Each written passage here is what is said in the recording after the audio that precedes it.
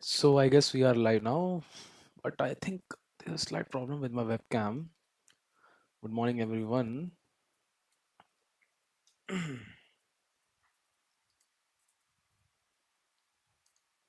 Let me just quickly resolve this. It's some kind of dark shade in my webcam. So either it's not that important.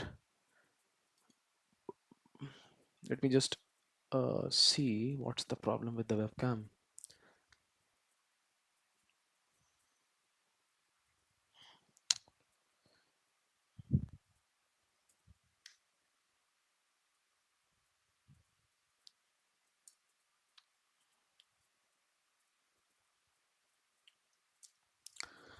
We will be continuing our stream soon, and today is the last part of our Linux. So let me just see one more thing.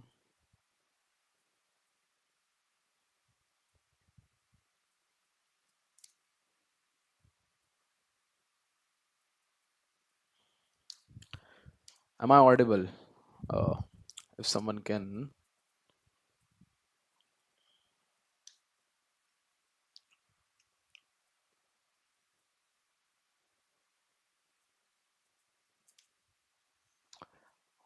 let me just open the stream in another uh, system. And I think there's a slight problem with the webcam. Let me just quickly see what it is. Filters, color correction.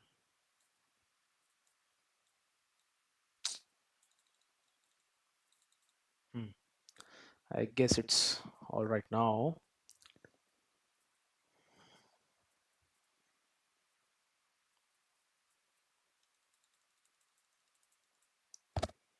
Okay, a bit yellowish. Let's just not focus here. And okay, so we will be continuing our stream again. So sorry for not having the stream yesterday. I got a lot of messages that uh, I should end the Linux first, but I was planning a bit ahead. Let me just see. Is there any watching or something? Okay, so I think stream is all right. Let me just quickly see if the sound is coming all right or not. Okay, the sound is absolutely right. So let's just begin a session. I'm not prepared for what I will be planning for the future. I'm not prepared with any kind of PPT, or although I should have, but we will be using our text editor for that, and we will be discussing what book we will be. Why am that much yellow? Why I am that much yellow?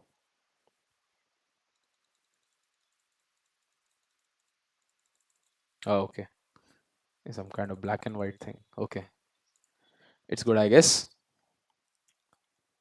So still no watching, I guess. No one is watching. But let's just begin. I hope when I will be completing this Linux thing, everyone should be there so that uh, I can get input from the audience. How should we begin the next phase of our hacking? And although I have done a poll, in that poll, the maximum result was of we should be doing C programming, and what I have planned. Uh, let's just wait.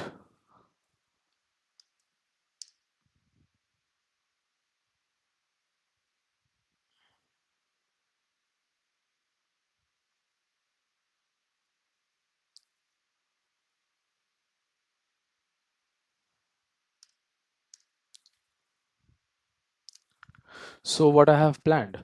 So there is no as such a proper plan, but uh, for the sake of beginning of our next journey after Linux, so I'm planning that we should start basics of C programming before jumping directly into the use of C in cybersecurity.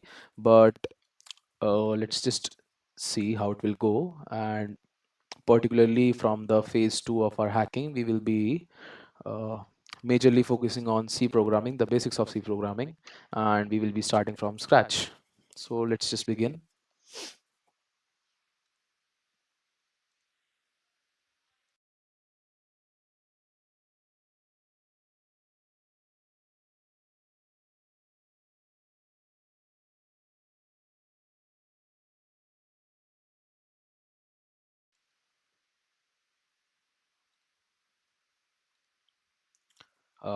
I think I am visible now. So I've written in the description the final chapter, Linux mastery and the road ahead C programming awaits. I think I will also be doing a recap or something regarding the Linux, what we have studied so far, how far we have come in Linux journey. So let's just start. Before jumping uh, onto something, in the last class we have seen the installation of Apache. It's a HTTP server, and we will not be following the book for the installation, as it is this content is too old, although it's still relevant. But when we talk about installation, it should be updated. So we will be taking help of some articles regarding the installation, although we will not be installing anything. We will be install all the things as when they are needed. Okay, so let's just start a simple let me just start with a doubt that you may have seen in the installation of Apache. There were many errors. So while resolving the errors off stream, what I have seen, let me just clear this up. So there are two types. I should not say there are two types. Apache is different and Nginx is different. Apache is a HTTP server. So let me just do one thing. Sudo systemctl. If we check the, I have already told you this about this command. That's uh, uh, how to check the status of something system programs. So if I will check the status of Apache, currently it is running. So this disabled thing is something that I have not uh, set Apache that it should be, started automatically when I boot the system. So it's the sake for my convenience that I like all the things manually. I ought to start this Apache server by the command sudo systemctl start Apache 2. So currently it is on, I think it is on port 8080. So there was also a confusion of which port to use during the Apache and Nginx. So there is another server called Nginx. So Nginx is also used in reverse proxy server. So if someone is accessing a web server, so it is a normal server, Nginx, but it's a reverse proxy server. So when anything the client is searching on the web server, so client request will be sent to me as it is a reverse proxy. So it is advanced version of web server. It's not same as Apache. So it's impossible to run Apache and Nginx at the same time, but we can do it by changing the ports. So if I have created a file for that thing. Let me just show you that errors in installation. So these are the errors. Okay, I have saved this file, but I think somehow it got deleted. Oh, no problem. Let me just use our Linux powers to, okay. So if you need to change your port number, how you can. So let's just go to this thing, sudo nano etc apache 2 ports.conf. So you can see, so it is currently listening. It was by default, it was listening on port 80. So when you will be doing the installation, it will also okay, so it will also listen on the port 80. So what you can do, when you want to run Nginx and Apache both at the same time, so you can go to this file and change the port number that its default is 80, but I have changed it to 8080. And if you see, I have to change one more file, that is, I guess this was the file that I was changing. Copy this. Let me just write it once. If you go on this, so virtual host is by default is also on 80, but it is currently on 8080. So and my Nginx server is on port 80. So if I can, let me just do one thing, HTTP, uh, and we will see our local host, that is 127.0.0.0.0.1, and we are currently on port 8080. So let's see. So okay, so you can see it is Apache Debian default page, and if we try to access the same with port 80, are we able to see Nginx server? So if you will be visiting 80, so it is, I think it is Debian logo case, it is again Apache, but I cannot show Nginx directly because it is a reverse proxy server. I have to set it manually. So if you see, by the command sudo system fwi, okay, let me just terminate this and clear our terminal. So if you want to see the status of anything, so you can do systemctl status nginx. It is a reverse proxy server, and currently it is also showing running, but it is showing disabled. So this disabled means it cannot be, okay, automatically run when we boot the system. So are there any chats? So if someone new has joined, it will be difficult to catch up because it's already part 6 of Linux shell scripting, and we have already spent around 20 to 24 hours on this Linux scripting thing. So we are at the last part. So in the last class, there was a bit of confusion while downloading the Apache server. So it was not running, but I have also installed one thing, that is PHP, that will be used in future journey. That PHP is installed, I guess it is the default, not default, it is the latest version 8.4.11. So let's just try to do one thing. If we do ls, so it is a folder that consists of all the HTML files that you see on the localhost by the accessing our localhost port. Okay, so let me do one thing. If I do systems ctl, if I stop Apache 2, and if I try to reload this page, so it will not be shown here. I guess it is port, let me just, okay, so you can see unable to connect to 127.2.0 port, but you are seeing this because it is currently running on port 80. It is the Nginx server. It is same as Apache, but it is reverse proxy. Okay, so I can track you if you are accessing this Nginx. So let me just do one thing. Let me just try to start it again, and if we check the status, so it is actively running now. And if we try to reload this once again, try again, so it is, you can see Apache is running. So we were discussing about PHP. So you cannot you can run PHP directly, but if you want to host it on Apache, how, if you want to connect it on Apache, how you can? I have created one file. If I have copy pasted all the commands, but I think it got deleted. Let's just do one thing, it's history. And I think, okay, if I want to check uh which, how port 80, which service is running on port 80, I can do sudo lsof by I attribute and do 80. So currently Nginx server is running. If I check 8080, so you can see Apache server is running. So both the ports are in use, both are on running on local host.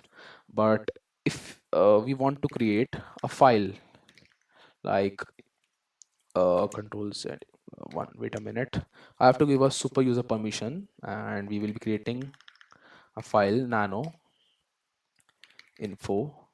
I think I have created one file in the I think it is in the parent directory, desktop work. And if I do ls, so there's a file exist info.php. so when we move, let me just move this file to this folder, info.php, and we will specifying the directory on which we are copying.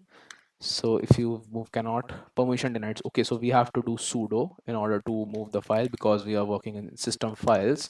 If I do sudo, and let's try to run this info.php, and let's try to go to this var www.html, and let me just see if it is copied or not. Oh my god, I guess I have copied the wrong thing. Paste selection, hit enter, do ls, and you can see info.php is copied here. Let's just try to run this. If I do info.php Is it running? So looks there's a problem with this site. Might have a temporary problem. It could be okay. It's an internal server error.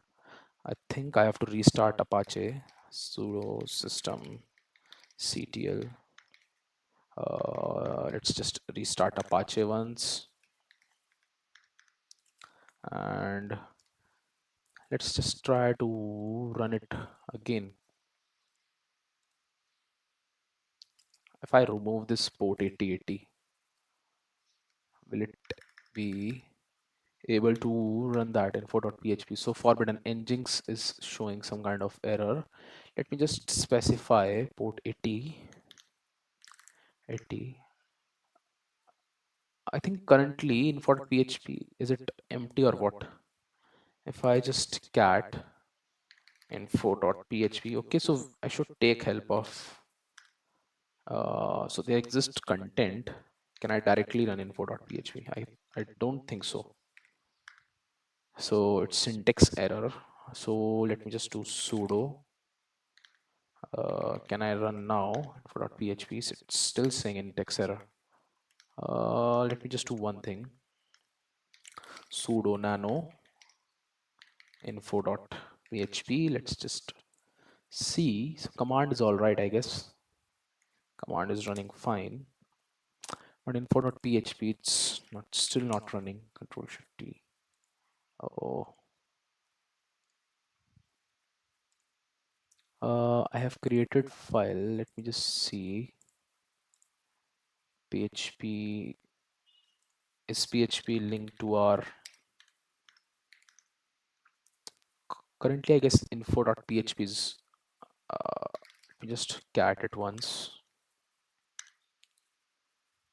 So there exists content in info.php, but if I try to exit, so port is running here. I should closing this and hit enter. So looks there's a problem with this site.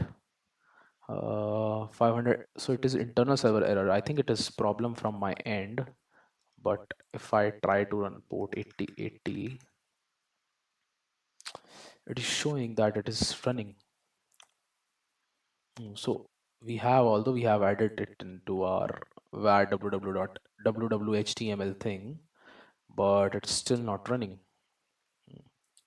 I cannot directly run PHP without Apache. Let's just check. Let's just check the status of Nginx once. Do I have to stop Nginx server? Nginx is running currently. Let's just stop this. So it is stopped.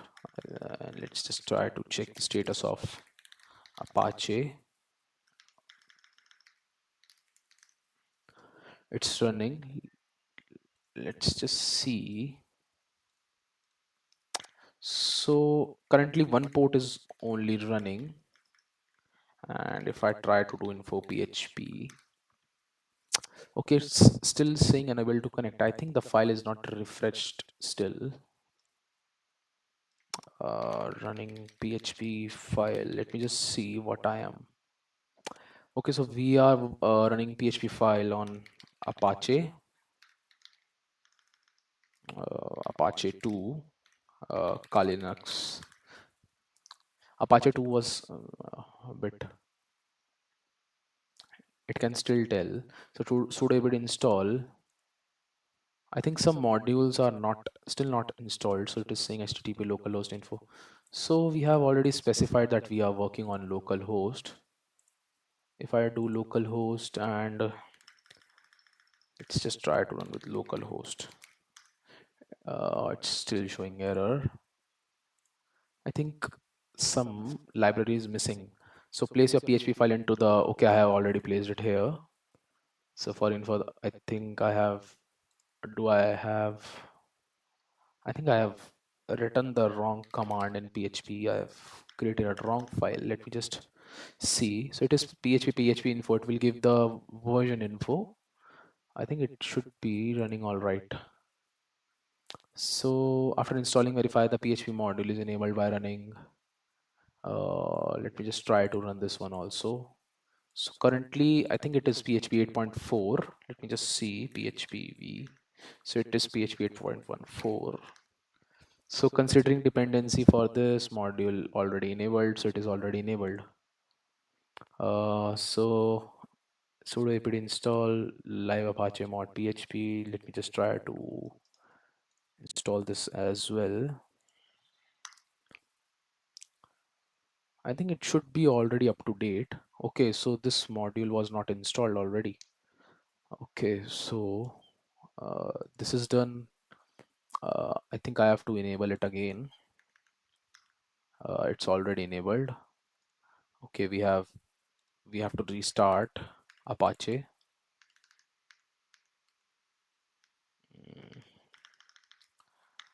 Restart Apache. Oh, let's see the status, what it is doing. So it is running actively. Okay, so after this PHP should be there. If we do ls, so it's already existing here. The content is same. Access the file via web browser by navigating to this. If the PHP file is not executed and instead displayed a plain text, it indicates that PHP module is not properly enabled or Apache is not configured to process PHP file. Ensure that live Apache 2 package is installed and the module is enabled, and this is most common cause of such issue. So for additional functionality, you may install PHP extensions such as this for command line execution, for JSON support and multi. Okay, let's just try to uh, run it once again. It's still showing error. Do I have to I I have specified, okay, so it's not secure. Error occurred during the connection. SSL received a record that exceeds the maximum permissible length. Okay, so we have exceeded the maximum permissible attempt and we cannot uh, access it. Can I change the browser and try HTTP localhost?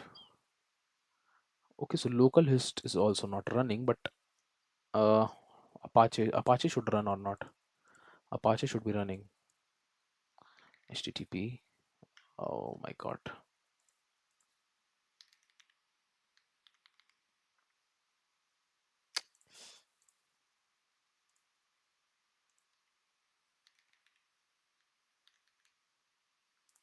We will mention the address 127.0.1.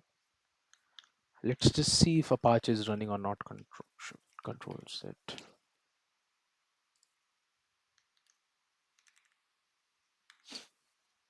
Apache is running. But if I try to run info.php, it's currently unable to handle the request. So HTTP 500. So it is an internal server error, I guess. It's internal server error.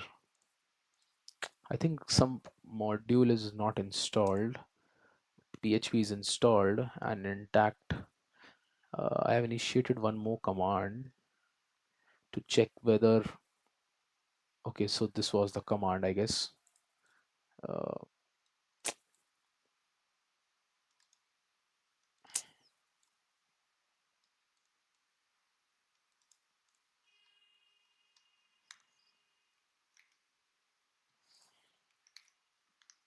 if you see PHP module is shared, but it's still not running. Uh, Let me just close Brave browser and let's just once again see the status of Apache 2. Apache 2 is running. Let me just do one thing. Stop Nginx. Stop Nginx.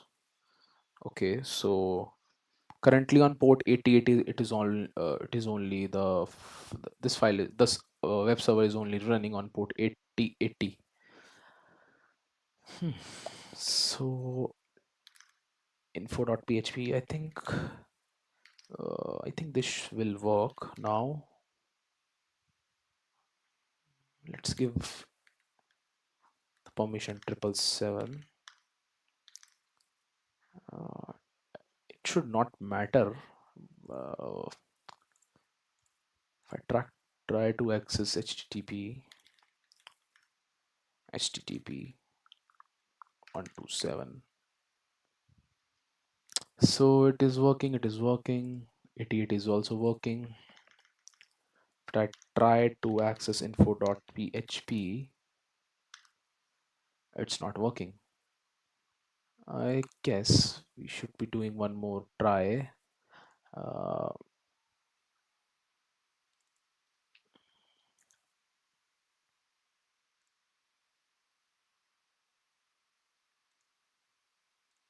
so I think I have done all the thing. PHP default. You would need to install if using engines instead of Apache. You would, okay, so we are only using Apache, and the library for Apache is live Apache 2 mod PHP. It is also downloaded. So let's just skip this part of PHP. We will be doing this. I'll be solving debugging this error off stream. Let me just see what happened, and without wasting much time, let's just quickly, because installation is uh, quite debugging or installation is quite difficult and just time taking. There can be a possibility if I restart the system and enable all the services again, it will work. Because it is working yesterday, I have installed and checked before stream if it is working or not. Currently it is not working. So let's just move forward. So only the installation part is left, and I will cover this later on when the PHP Apache engines, when we are doing web penetration testing. This will be needed then, and we will be doing the installation. Or I I will give a separate video on the installation. I will be covering all the errors that might come on your system while doing this, because we cannot do all the installation on live stream. So let's just do one thing. We have done bash scripting. So the last part of this is only left, that is system monitoring and performance, and I think we have done till LSOF. No, we have done till DU. So DU is for total disk size and individual directory size. This DF is used for viewing the individual directory size and whole disk size of the operating system on which you are working. So we have done this. We have also done DU. So I think we were on last we left on hack 93, that is LSOF commands, and till now I think I have also left one unit. We have completed with the powerful CD commands, how to uh, change the directory, and the absolute path, the main path, and all the things we have covered, how to access the root folders. Okay, so we have also discussed different kind of root folders, the different kind of directories in the root folder of our operating system. We have done this essential Linux command, in which majorly the major part and the most important part of this was awk and sed, that is text manipulators, and vim. We have left this vim because we should have a detailed session on vim. We have done with ssh, we have done date manipulation. It's not that much important. Okay, so we have done this environment prompt commands, ps1, ps2, ps3, ps4. Archive and compression, this was the another important unit, another important chapter.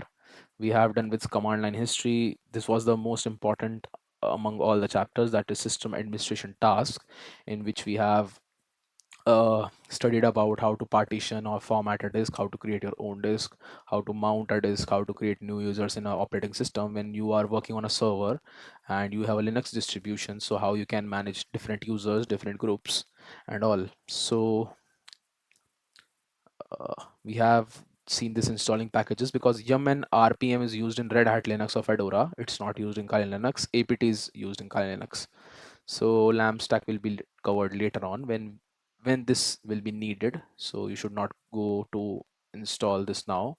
I will give a separate article. I will give a exact method that should not throw any kind of error and will be, and smooth installation should be there with you. So we have done with bash scripting, or bash scripting is left.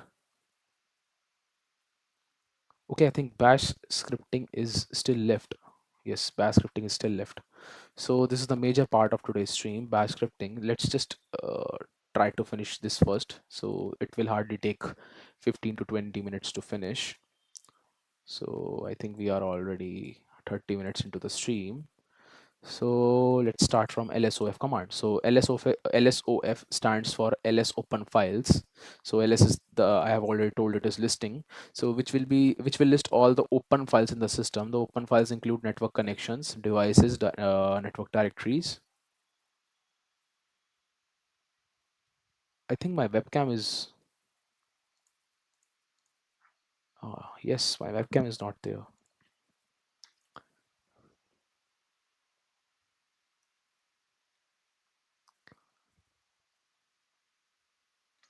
For how much time my webcam is off?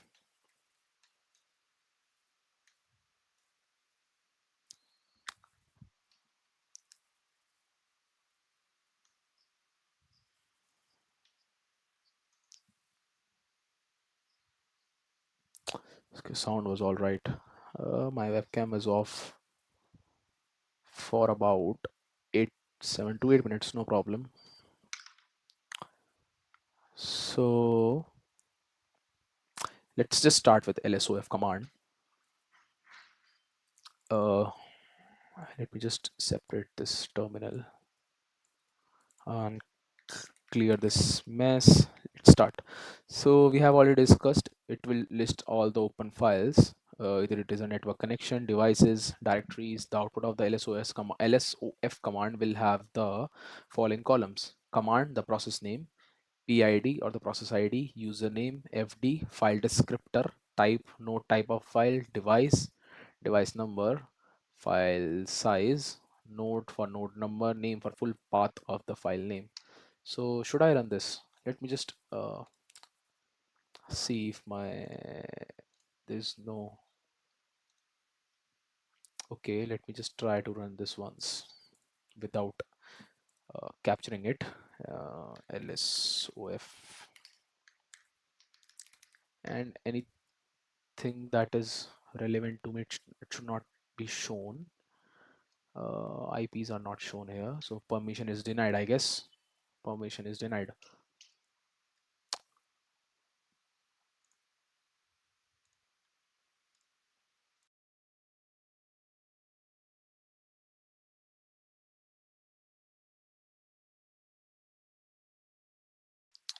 Sorry for the disturbance, but we are trying to execute, so no, the things that are relevant to my system, that should not be displayed in my live stream.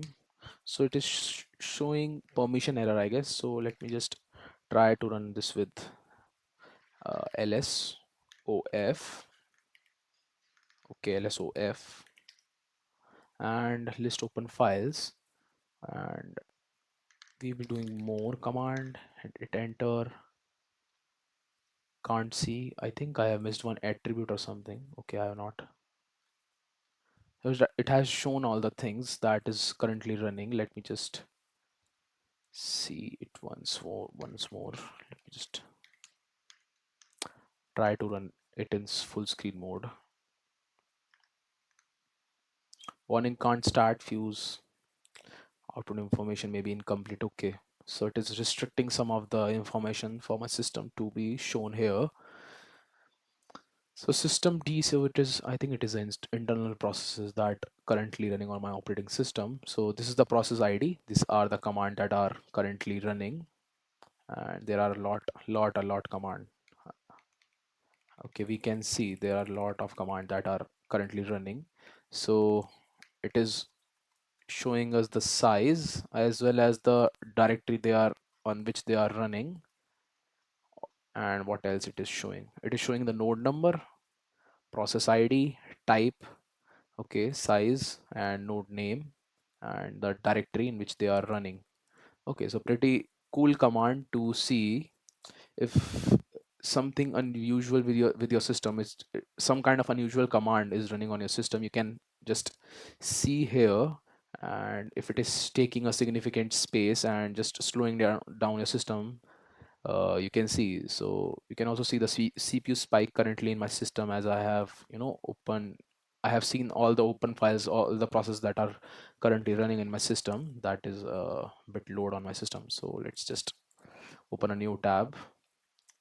And let me just come out of this thing. So ls lsof command by itself. So lsof we have also used while searching for the port number on which service is running on that port 80. So lsof command by itself without may return lot of record as outputs, which may not be of very meaningful expect to give you a rough idea about how many files are open in the system at any given point of view as shown below. So view open files by specific user. So currently I have only one user, that is Vyad. So it should be, so there exists only one output. Okay, so these are all the processes running on Vyad currently. So let's not just go in the detail.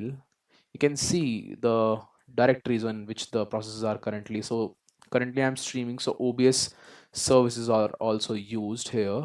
Web storage, I guess web storage is running, Dawn graphic cache, and many more internal processes that are currently running on my system. Although it is saying operation not permitted because we have not used sudo.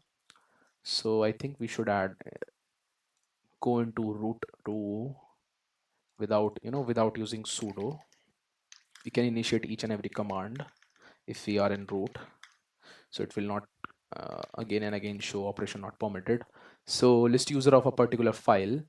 Okay, so you get a file like this, you get a no directory like this, so you can see how many users are currently, or which specific user is currently handling this process. So in this case they are, I think they are accessing the vim, that is vi. This is a text editor in the bin folder, and if you see the user, currently the root is handling this process.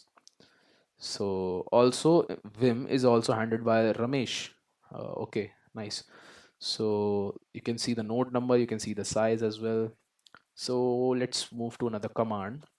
So these command will be relevant when you are working in system administration. So if you want to continuously, if you want to see what is happening on your system, if you have multiple system connected on your server, and if you want to see which processes are running respectively on different users, and if you want to specifically want to know about a particular user, what services are running on his operating system, so these can be useful. So for a typical perform, so next is hack 94 vmstat command. For a typical performance monitoring, all you need is only vmstat command. This display memory, swap, IO, system, CPU, performance information. So let's just see if there is any chat or something. No chat currently, because I think I have streamed a bit off time from my regular stream time, that is around 8:30 to 9. So I think uh, there is quite a less watching and no interaction in the session. So no problem, because the stream will be uh, a bit short. It will not like 4 hours or 3.5 hours, because we are at the end of Linux. So let's continue. So we are on vmstat command for typical performance monitoring. It is used in performance monitoring. So the following command execute vmstat every 1 second for 100 times. Okay, so vmstat processes section. R field. So these are specific fields. So if I do vmstat without any passing any attribute, will it be running? It's disordered, I guess. Let me just run it once more. Okay, so you can see process, memory, swap, IO, system, CPU. Okay, so lot of advanced thing we have to, I think we have to go directly with what is BIBO, or it is mentioned here. It should be okay, so it is mentioned here. So what I should do, I will be doing this, so it will be easier for me to see what it is. So we have performed this vmstat command, and we will be going internally, we will be reviewing this internally, what are these individual fields. So firstly, this R field, so it is total number of runnable processes, so currently 2. B field, total number of blocked processes, so there is no blocked process as such. Memory section, SWPD, use swap space. So currently we are not swapping anything. We are only on one operating system. That is why it is showing 0. Free field, available free RAM. So this is the available free RAM. So I think it is KB. I think it is in KB. Let's just see. It is 116772 So we will be dividing by 1024. We get the MB. And okay, so I think point, if I do one divide 1024 again, so available RAM is around 1.11 GB. Okay, so buff, that RAM used buffers, so this is the RAM. It is also around 1 GB. That is used for used for buffers. Cache, so cache is around, I guess, if you, it is approx double of this, so it is around 2 GB. So 2 GB RAM is used for file system cache. And swap section, so SI field, amount of memory swapped from disk. So I as I have already told it, there is only one operating system and no swap is performed, so it will show you 0 as there are no amount of memory swapped from disk per second. And SO will also be 0 as there are no amount of memory swapped to disk per second. And from disk per second to disk, so nothing is swapped from disk, nothing is swapped to disk, so it is showing 0. IO section, so IO section is in BI field, it's just the blocks received from disk. So 472 blocks, so blocks sent to disk 202. So it can be dependent on a system to system. It will be different from system to system. So system section, in field, IN field, so number of interrupts per second, so 4729 interrupts per second in my system. CS field is number of context switches per second. Context switches, I think I have to read it. I have not studied about these things. What are they? What is the, let's just try to uh, number of interrupts I know. Number of context switches, let's just try to read about this.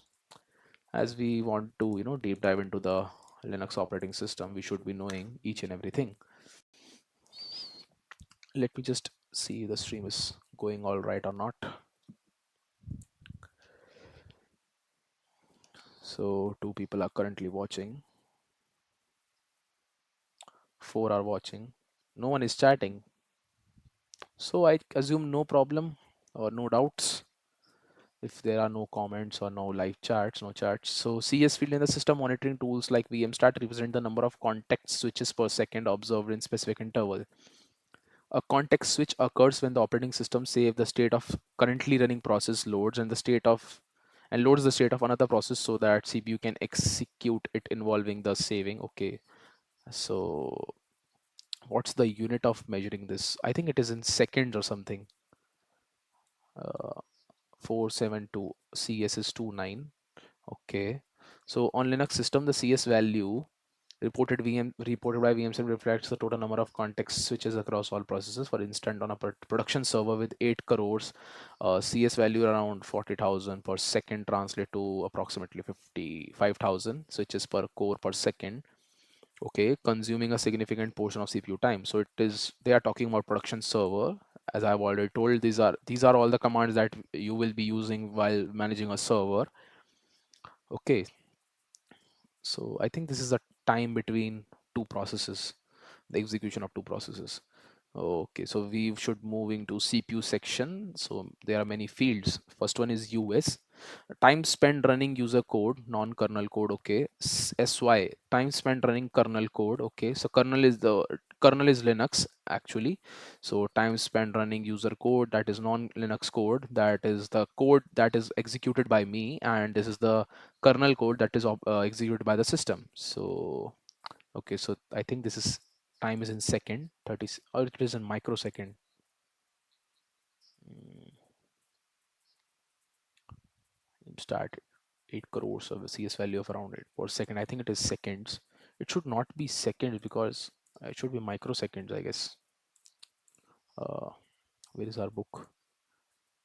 So it is 36 time spent running user code. Okay. So ID field is ideally time. Okay. Integrated development, Ideally, integrated development, LEIDLE. Let me just, I forgot the full form of this. Ideally, integrated development and learning environment. Okay. So WA field, time spent waiting for the IO. Okay. So it is 0. ST and GU. ST GU is not mentioned here. So these are the benefits of using this command while if you are managing a server or something, you can just have a look on how the processes are working, how different processes are uh, how they are happening, how if there is any kind of error or something, how much RAM they are consuming, how much uh, what we can say, how much processes per second are happening in a particular server. You can also see that by the use of vmstat command, or also the previous command we have seen, that is, what was that, lsoof. Okay, so let's just clear this, and then we will be moving to netstart, I guess, and it should not be uh, netstart.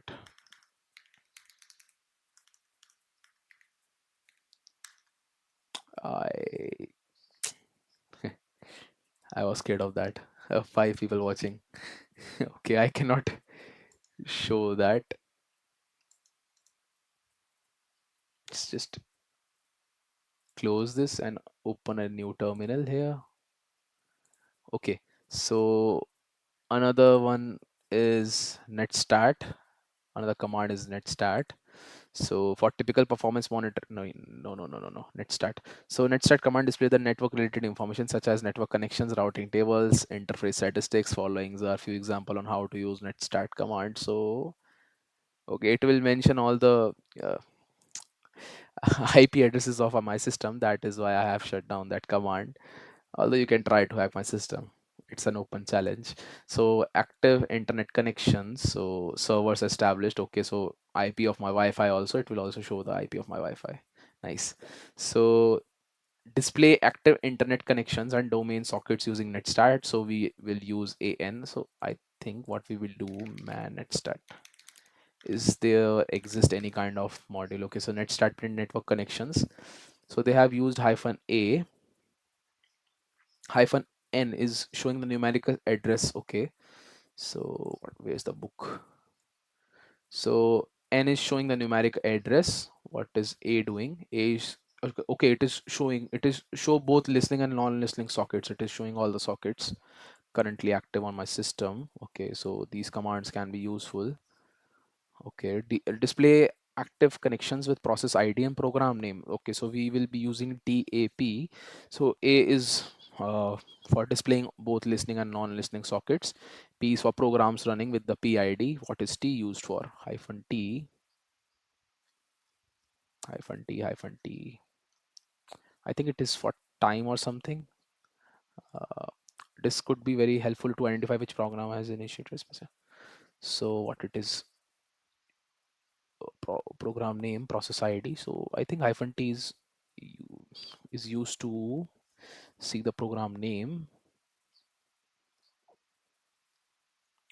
Although it is not mentioned here, let me just see it. Stat -T.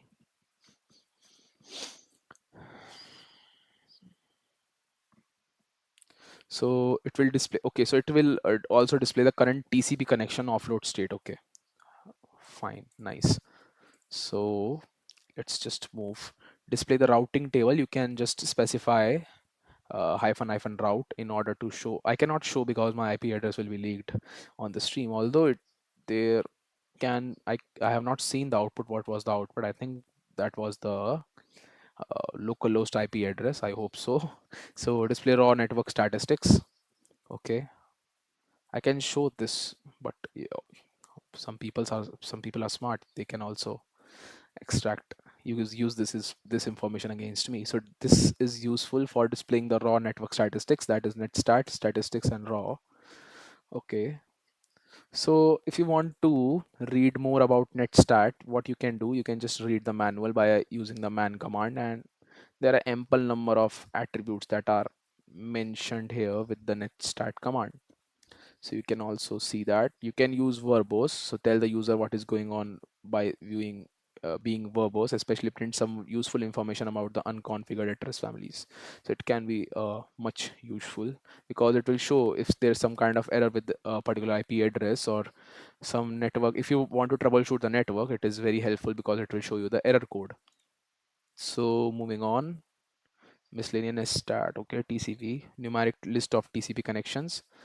TCP listening programs display TCP port that server is listening on along with the program that is listening on that particular port. Okay, so display the routing cache. Okay, so you can test it out on your own system. I should not show this practically. So sysctl I have already told. Linux kernel parameter can be changed on the fly using sysctl command. So you should not be getting confused with this sysctl and systemctl. Both are different. So it helps to configure the Linux kernel parameter during the runtime. So should I be also running this command? It will not show any kind of IP or something sysctl. So it is showing the kernel control domain name, net IPv4, IPv6. Are there any hello friend? Hello, hello brother. Welcome to the stream. So there is one more. Hello, okay. Welcome to the stream, brother. Both are welcomed. Do you have any doubts? You can ask if you have any doubts. And if you are new, try to cope up with us, or you should refer to previous streams in order to get an idea what we are doing.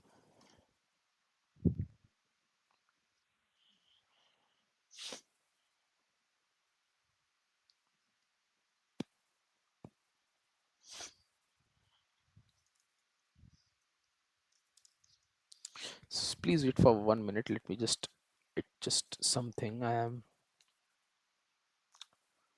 closing this laptop and setting it to view. Hello all, enjoy the stream.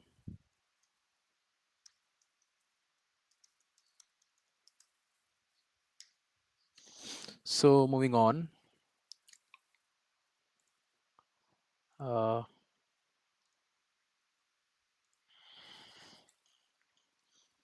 so we have seen this. So let's just move forward. Sysctl we were sysctl. Let me just do man sysctl and we will be seeing what this hyphen is useful. Why hyphen a is used? So hyphen, this is capital A, alias of hyphen a. Okay, so they have both same task. So display all the values currently available except the deprecated and the Warburton parameters. Okay, it will display all the current expected deprecated, that is the destroyed, and Warburton parameters. Okay, Warburton, a new word, Warburton parameters. Let me just quickly see what it is.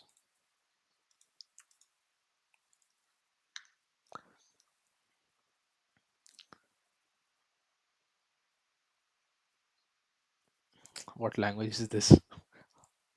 Warburton parameters. Copy Warburton into the remote system location of it result. Really important copy.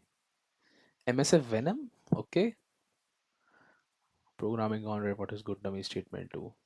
What is this, man? Is it some kind of spelling mistake or what?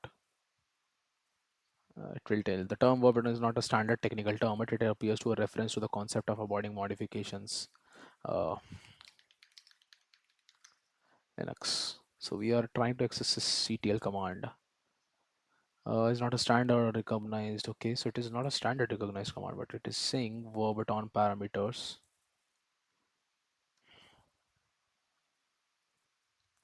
What this command is actually doing, let me just, so it will configure the kernel parameters at runtime. Okay, so some default, it will change the some default parameters while you are working on a system without, without rebooting it.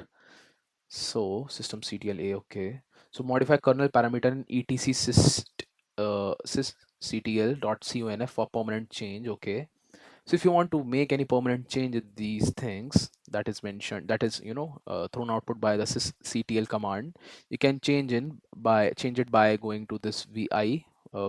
Instead of vi, you can use nano default etc sysctl.conf, and you can just save it. So p is used to commit the changes. The changes will be still be there after the reboot. Okay, so that is what I was saying. Without rebooting the system, you can just change the parameters of kernel. Okay,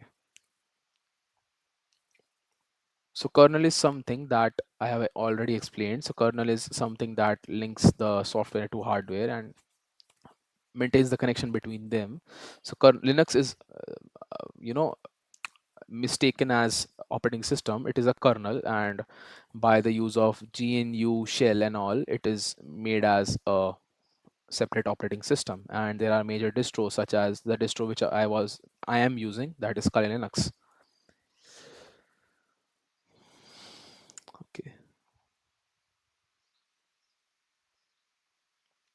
So let's just move forward. We'll be covering nice command. So kernel decides how much processor time is required for a process based on the nice value. Possible nice value range is -20 to 20. A process that has a nice value of -20 is very high priority, and the process that has a nice value of 20 is of very low priority. So use PS, that is for process AXL, to display the nice value of all the running processes as shown below.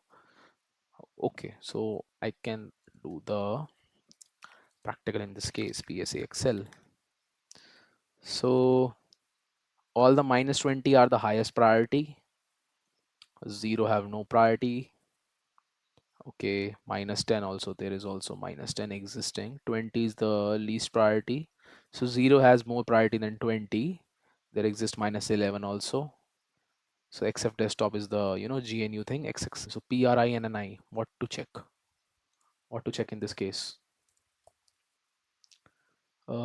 How to assign a low priority to a shell script higher nice value. Okay, so in the example below, when I started the nice test.sh script in the background, it took me a nice value of 0. So nice text, okay, sixth column. So now let us execute the same shell script with a different nice value. So it is also already mentioned that -20 is the highest priority and 20 is the lowest priority. So you can just uh, you know by the use of common sense, you can just map all the numbers, how to matlab, which uh, -10, how to use -10 on which priority. So in this case, the default is 0. They want to give it a higher priority, so they are using -10, and they are mentioning the script that is nice test.sh. So firstly, what they have done in the process, they have just seen where is nice test. They have seen the value. So I think we are referring to this ni. Okay, so they have changed the priority from 0 to -10. So -10 is having a higher priority than 0. So they have done this also. Okay, so how to assign? So they are assigning, I guess they are assigning low priority first. Okay, so in this case it is assigning the low priority. So 0 has more priority than 10, but in the next case they are assigning high priority. Okay, so this is not minus, this is hyphen in order to show you the priority. So in this case they have used hyphen -10. So -10 is used to show higher priority. So currently it is on 10. They have changed to -10 to show you the to set the priority to highest priority of a particular list of this particular, not list, script. So renice command, renice alters the scheduling priority of a running process. So how to decrease the priority of running process? Increase nice. So in the example below, an existing shell script is running at a nice value of 10. So okay, so it has low priority, general low priority. So to increase the nice value, thus reducing the priority, execute the renice command.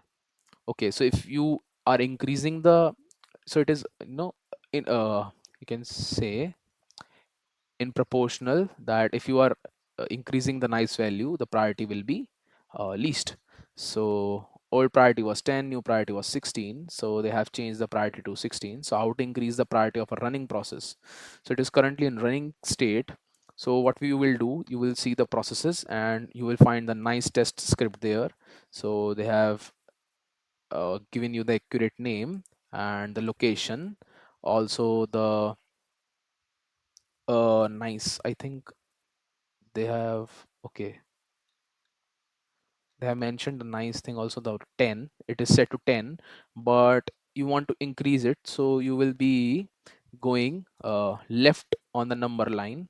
So I think in this case they have set it to 5, permission denied, so you have to do sudo and set it to 5. So they have set it to 5, so 5 has, although it is less pi number, but uh, I have already told you, if you go left to the uh, if you go left to the number line, the priority will be increased. If you just move closer to -20, the priority will be increased. So in this case they have gone from 10 to 5, so 5 has more priority than 10. Okay, so kill command, it is very useful in case of you want to stop any kind of process or inappropriate process that is happening in your system. So you should be using this command a bit cautious. You cannot just kill a system command that is running in the background. Your system will misbehave with you, or it will simply reboot, or you can destroy your operating system too. But kill command can be used to terminate a running process. Typically this command is used to kill the processes that are hanging and not responding. So I know this is a bit boring because these are our system administration command, but when we are moving to bash scripting, you will get a hint of coding or something, because you will learn about for loop, different kinds of loops, strings, how to pass a string, how to name a variable, how to pass a variable, and different things. So please have a little bit patience. I think kill command is last. We have ps command, we have sar command. Okay, so only 3 commands are left. So this is pretty basic, but let me just show you. Kill command can be used to terminate a running process. Typically, this command is used to kill the process that are hanging and not responding. Okay, so some processes are, just stuck, and they will not give any kind of output or any fruitful output to you. So it's better to kill that process. So ps aux, so what you can do with this, ps is used for process, so you can just see the process id which you want to kill. So you have to mention the process id. So kill is coming with different kind of attributes, so you cannot just directly use kill command. So if you just read the manual of kill, you can see that if you are just killing multiple processes, so you can just align the in a queue, and it will be killing the process one by one. So if you want to kill a lot of processes, so you can just use list. Okay, table. So there are many kinds. Kill all the processes you can kill. Okay, translate number element to signal name. Okay, so let's just see first the process name that we want to kill, and how to kill a hanging process. Okay, so please note that typically you should use apache ctl stop to stop apache. Okay, you should not be kill apache. Okay, okay, the example will show how to kill the hanging apache http process. So before you just killing this process, you should stop the apache server. So psox, we have viewing the all the processes, then you are grepping httpd. I can also do this, I guess. If I do psox and just grep httpd, you can see https I have done, I guess, httpd. So currently it is running and the process id is 7704. So if I check sudo system ctl status apache 2, it is currently running, I guess. Okay, it is currently running, and if I want to kill this process, what I should do? Okay, so apache, so in my case the process id is 7704. I will not be stopping apache server, let's just directly kill. So failed, no such processes. Okay, it is showing that no such processes. Let me just see the status of this command and try to kill now. No such processes, it is saying again. I think 7704 is the process name, or 6544.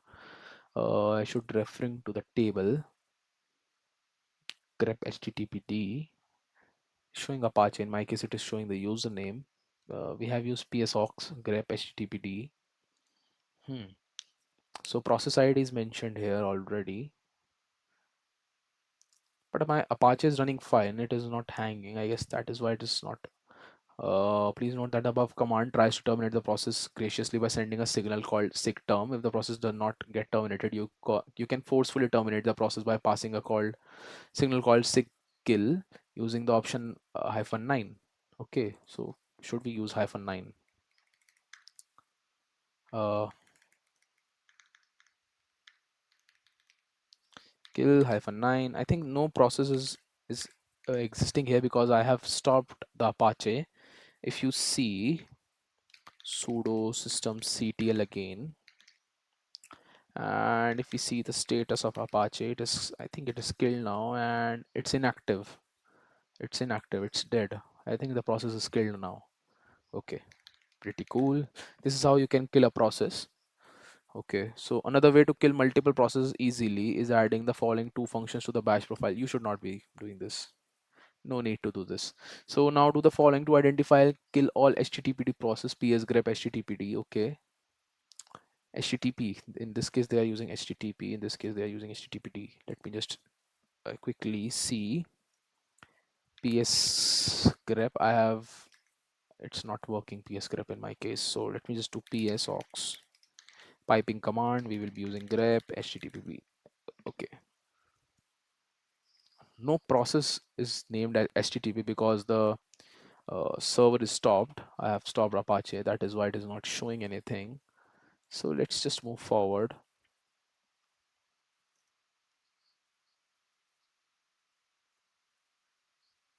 So for way to kill a process, kill all, pkill and xkill. Okay, so there are all allies of this kill process. You can read it online. I will attach the book after completing this session, so you can just go through all the links. So let's just move to hack number 100, that is ps command. So ps command is the process status. Will display that this command is already we have used. I again repeatedly telling you that ps is used to display all the processes. So let's just see. It will print the process table. So ps command, process status command, will display the snapshot information of all the active processes. So how to display all the processes running in the system? So use ps aux as shown below. So ps aux more, and let me just do this. So all the processes are mentioned here, including the process ID, and you can just do this and see all the processes that are running currently on my system. Let me just see. So how to display all the processes running in the system we have displayed. So print the process table. So for printing the process table, we can use AXUF. Firstly, we are using AUX. Now we will be using AXUF. This will print all the table. Okay, so process ID is also mentioned now. Table format. Okay, so it's mentioned in table format and easy to read, but if you see the output of this, it's not readable that much. It's not, perfectly aligned. But if you mentioned F here, AXUF, I think what command I have used for the table, I think we have used F. Okay, so to display that in a table, let me just clear the terminal. Okay, so moving forward, let me just see all the attributes. So Oracle, it will not be working on this. So view process owned by current user. So let's just do this. PS capital U. We can mention the user by dollar user. I guess it will work. Yes, it will work. So in my case, user is Vyad. So it is showing all the processes of Vyad. Okay. They're mentioning the time, command, stat, and process ID. This process ID is important to us. Okay, so let's just clear this up and let's just move forward. Are there any doubts? Till now, are there any doubts?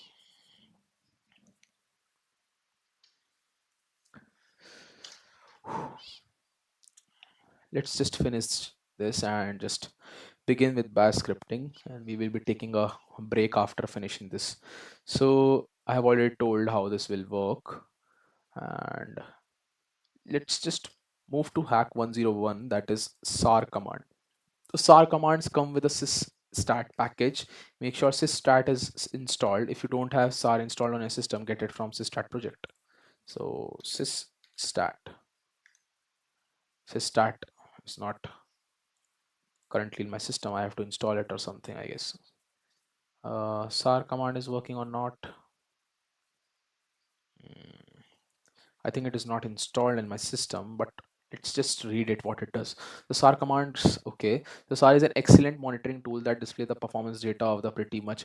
Okay, so this is also, performance monitoring, but you can use DU and DH instead of this SAR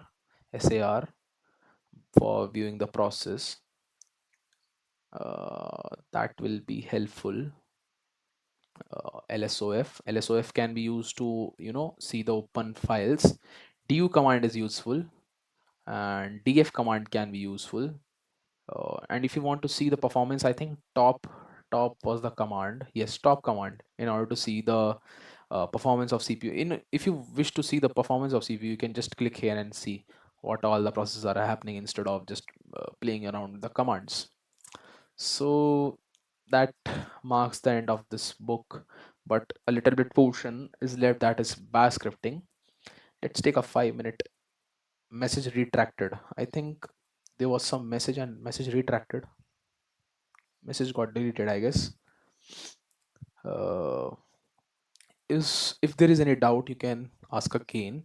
So that marks the end of this Linux session, but a small portion. Yet it is a very important. I think it will take time around 1 hour. So that is bash scripting. Although I was planning for having a different session on bash scripting, but you are familiar with all the Linux commands, so it is a good time. So let's take a water break, and we will be resuming from bash scripting.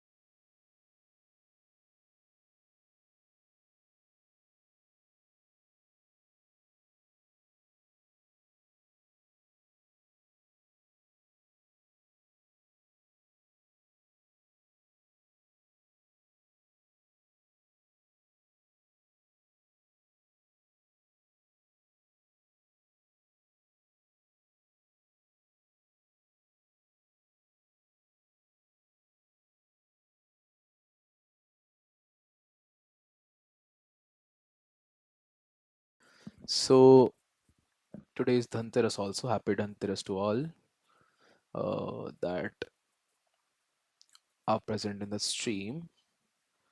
So let's take a start with the bash scripting. And I think regarding that, what we are planning in the future, because today is the last part of Linux. So regarding that, what we'll be planning in the future, we are having another session that is tonight 9:30, or before that I think 8:30 will be a good time to begin, as most of the people are active on YouTube at around 8:30 to 9. So we will be having a session that is related to C programming, and we will not directly start and just writing codes. We will be just before that, I think I will be making some kind of presentation or something. I will show you the importance of programming language C and C++ in cybersecurity. Although we will be, just we will be studying the basics of the C and C++, how to write the how to write the codes, and what necessary skills do you need to have before any prerequisites, and also I will discussing a roadmap or something. So I will be ending this stream after bash scripting. I will not be discussing about the future roadmap, but the stream that is tonight at 9:30, I will be discussing about the future plans, what we will be covering after this Linux, because today is the last part of Linux, and we have taken around 6 parts, and the stream is already 1 hour 16 minutes, and I think uh, this same time will be taken in to complete bash scripting. Around 2.5 hours session it will be, and around 26 hours of studying of Linux daily. That is important. And let's just see in the tonight's session at 8:30 what we will be discussing. I have also not planned, but I have, uh, find useful articles, useful books that we will be referring to in order to learn C and C++ from scratch. Firstly, we will be going to C and just, basics, array, pointers, and loops and all, strings, all the basic things that you see in each and every programming language. So why C is important, we will be discussing that later. So since C is, system programming language, Linux is also built on C, so it's important to learn C language. Although it's old, but it's still the powerful. It is fast. And in the poll we have seen that I have given few options. The Among them, the two which are, uh, favorite of me, that is the C programming and the assembly. So I was getting confused, what should I should start with. So on that poll I have got result that we should be starting with the C programming. So firstly, it is important that we should learn C programming, so that you could be scared of directly learning assembly. Okay, so it's important to firstly start with C. We will be covering the basics first. I hope I am audible. Let me just quickly see if I'm audible or not.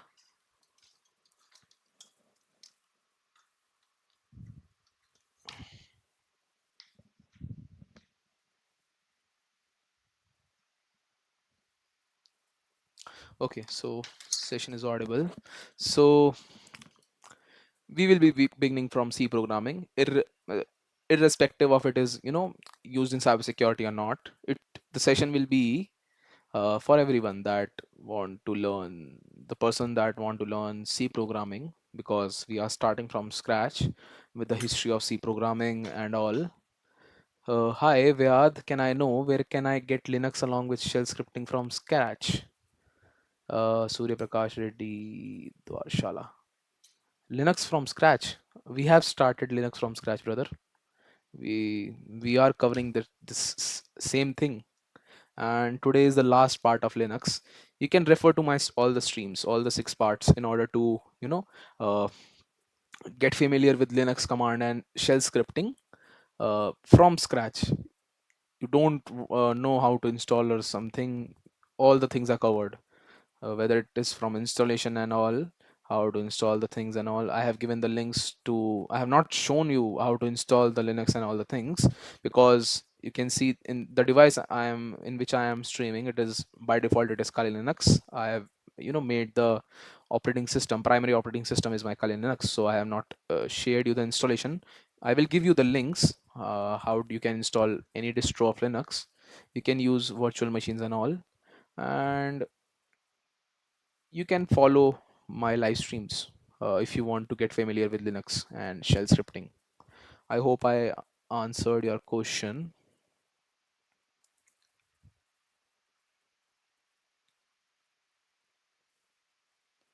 I will be attaching, I have not created a Discord server. I was planning to create a Discord server. I will be attaching the book there. I hope I am audible.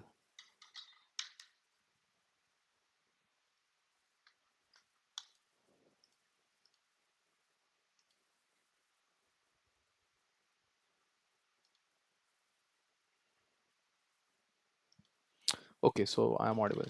Yeah, okay, thank you. Thank you, Surya Prakash Reddy. Are you new to stream? Has YouTube recommended you my stream?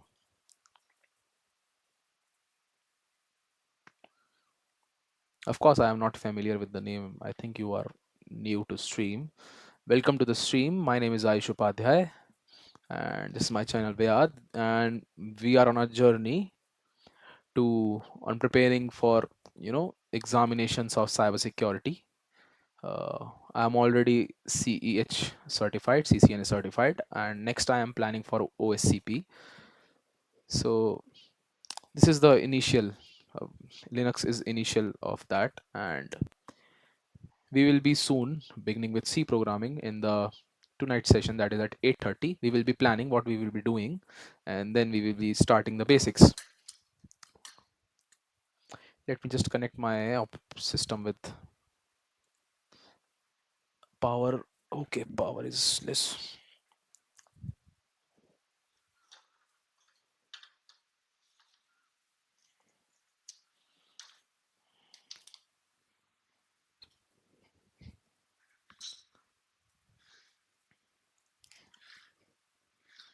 I hope I am audible.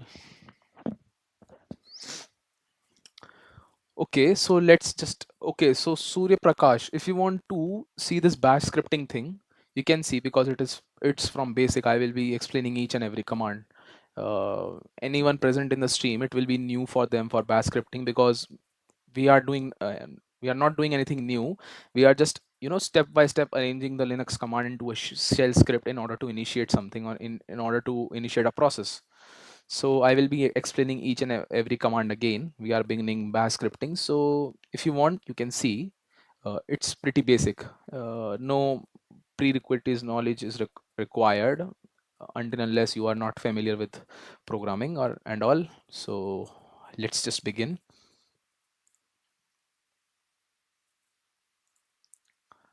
Uh,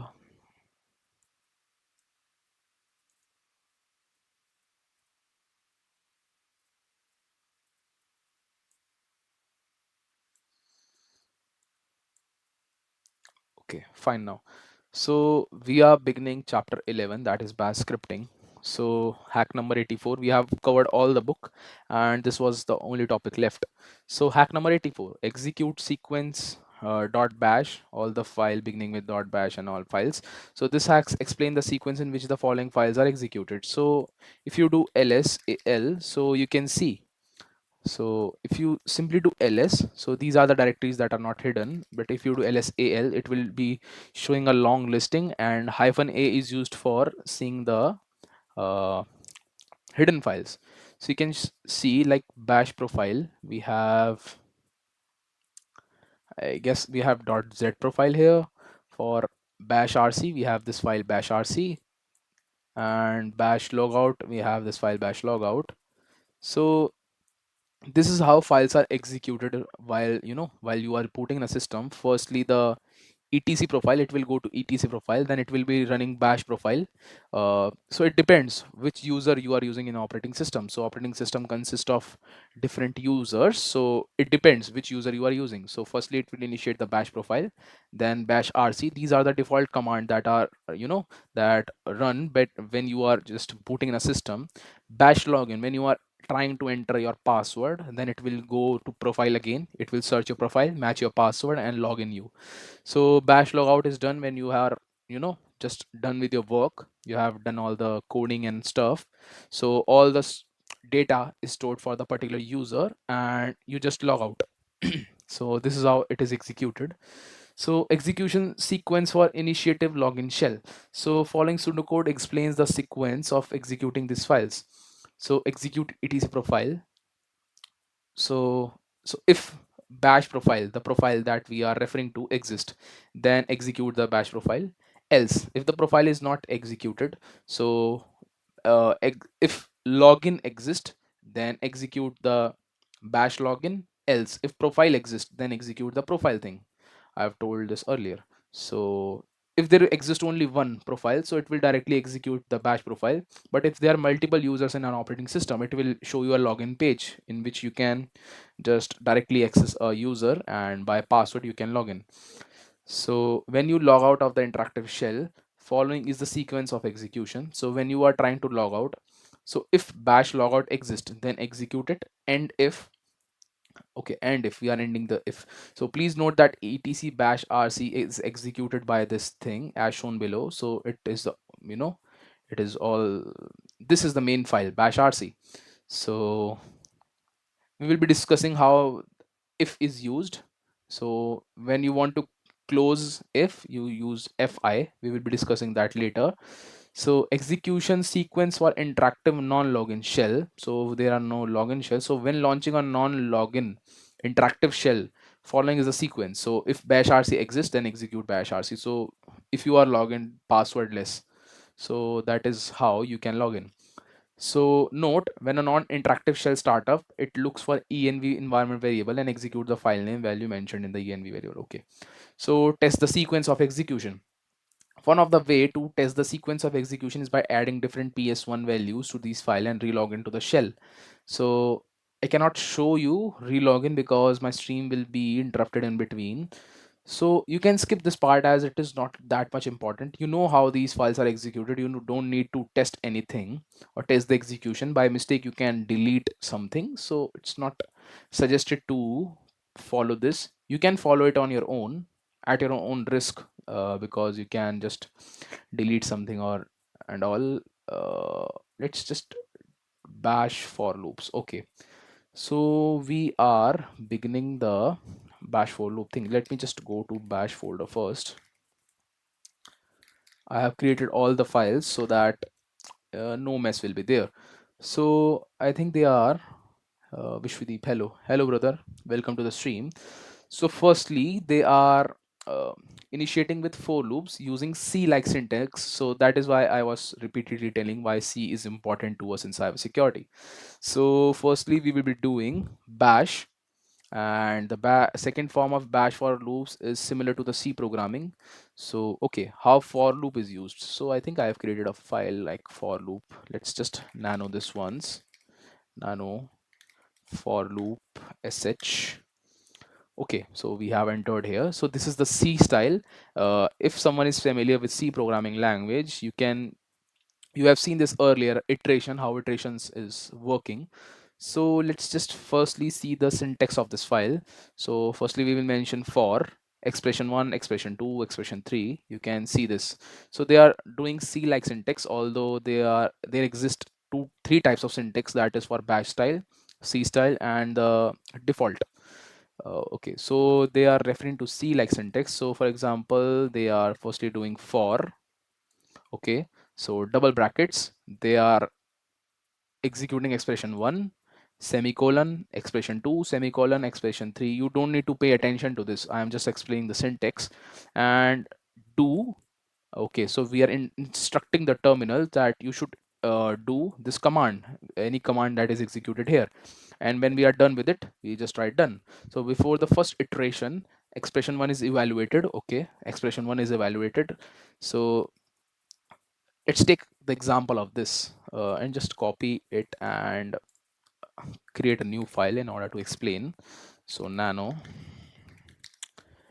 create a new file. Let me just name it as stream.sh. Just control shift v. So how this is executed, so before initiating anything, you have to write this hash, and you have to specify that you are working in bash so that the terminal knows how to react. So first command is echo for C style. So it is similar like printing something. So we are just printing. Let me just run this once. Control X, yes, enter. We need to change the permission to 777. No need to pay attention to this.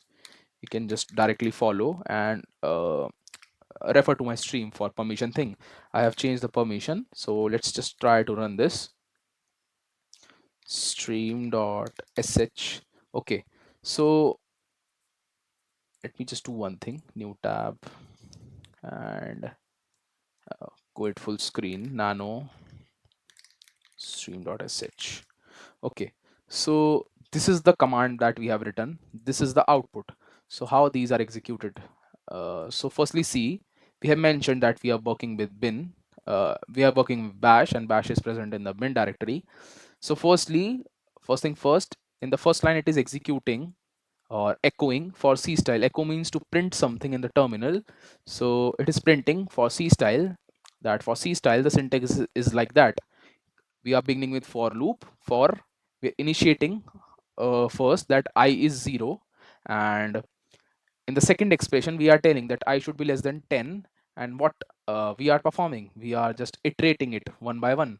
And what command do we need to do? So do, we are telling the terminal to do echo $1. So I will tell you later what is why $1 is used.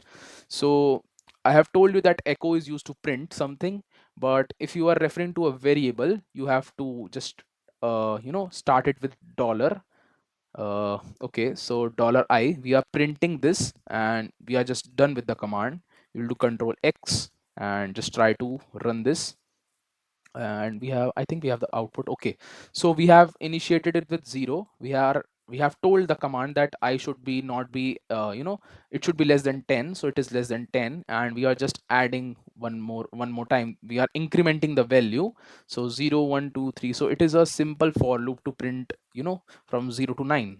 That is how it is working. I hope you understand, and if you have any question, you can just shoot them.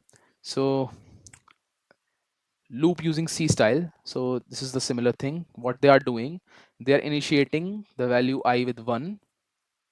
They are telling that you should be going less than 3 or equal to 3. You are iterating or incrementing the value.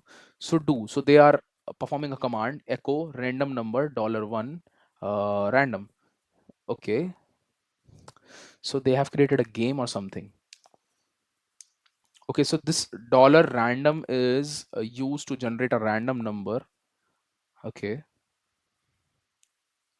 So okay, I guess I got it. So generate and display 5 random numbers using bash C for C style for loop. In this they are showing 3, but they are saying 5. Let's create a script for generating random 5 numbers.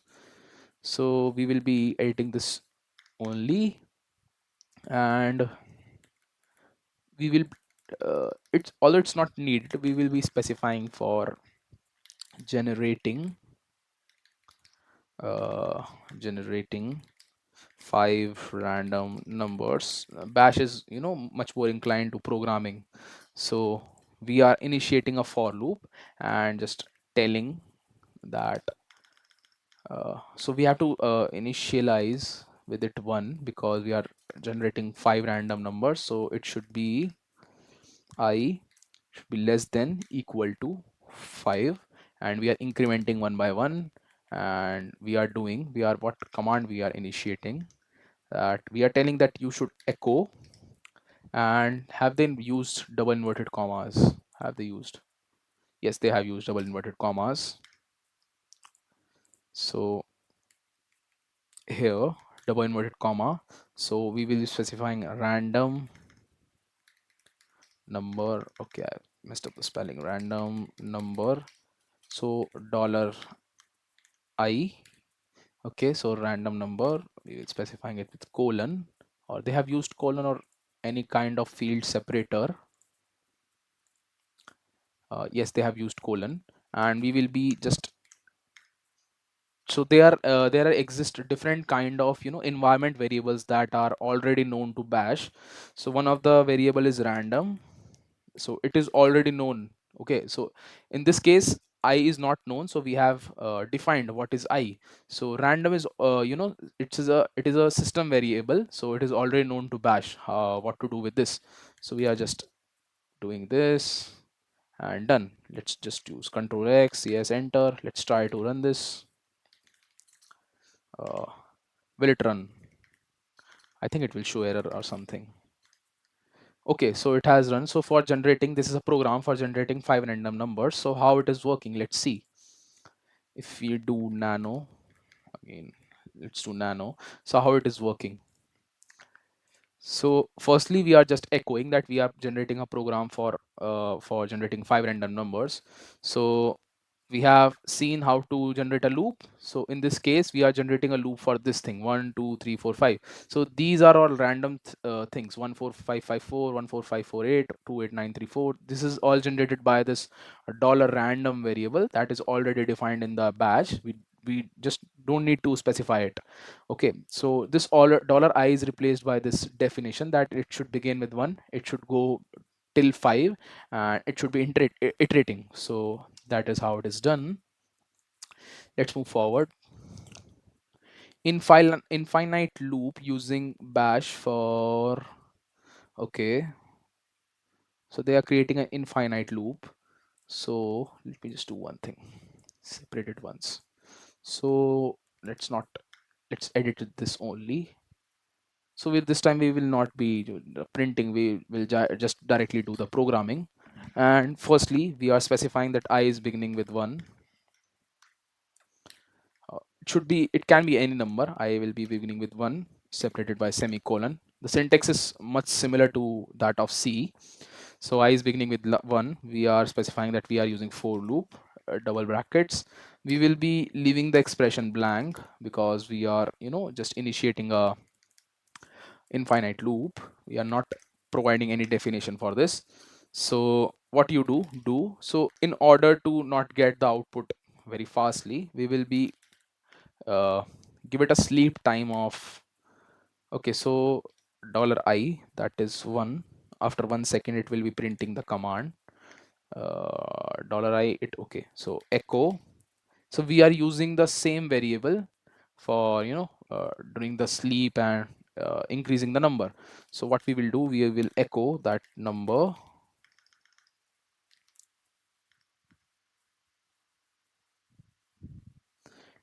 We will be echo the number and separated field separator, let's use colon, and we will be specifying dollar I have told you earlier. And if I want to initiate a command, I will use double bracket and I am incrementing it. We'll close the bracket. So mouse will not work in my case because if you are working on this shell, the mouse will not work. You will have to use keyboard. We will close the double inverted comma, hit enter, and we'll done. We will tell that we are done. Uh, so let's just save this, hit enter, and let's just try to run this. What it is doing. So line 3 unexpected this. Okay, so it is showing some kind of error. Let me just nano it once. I think, okay, so I have not given the space here. So since it is empty, we should have give it a space.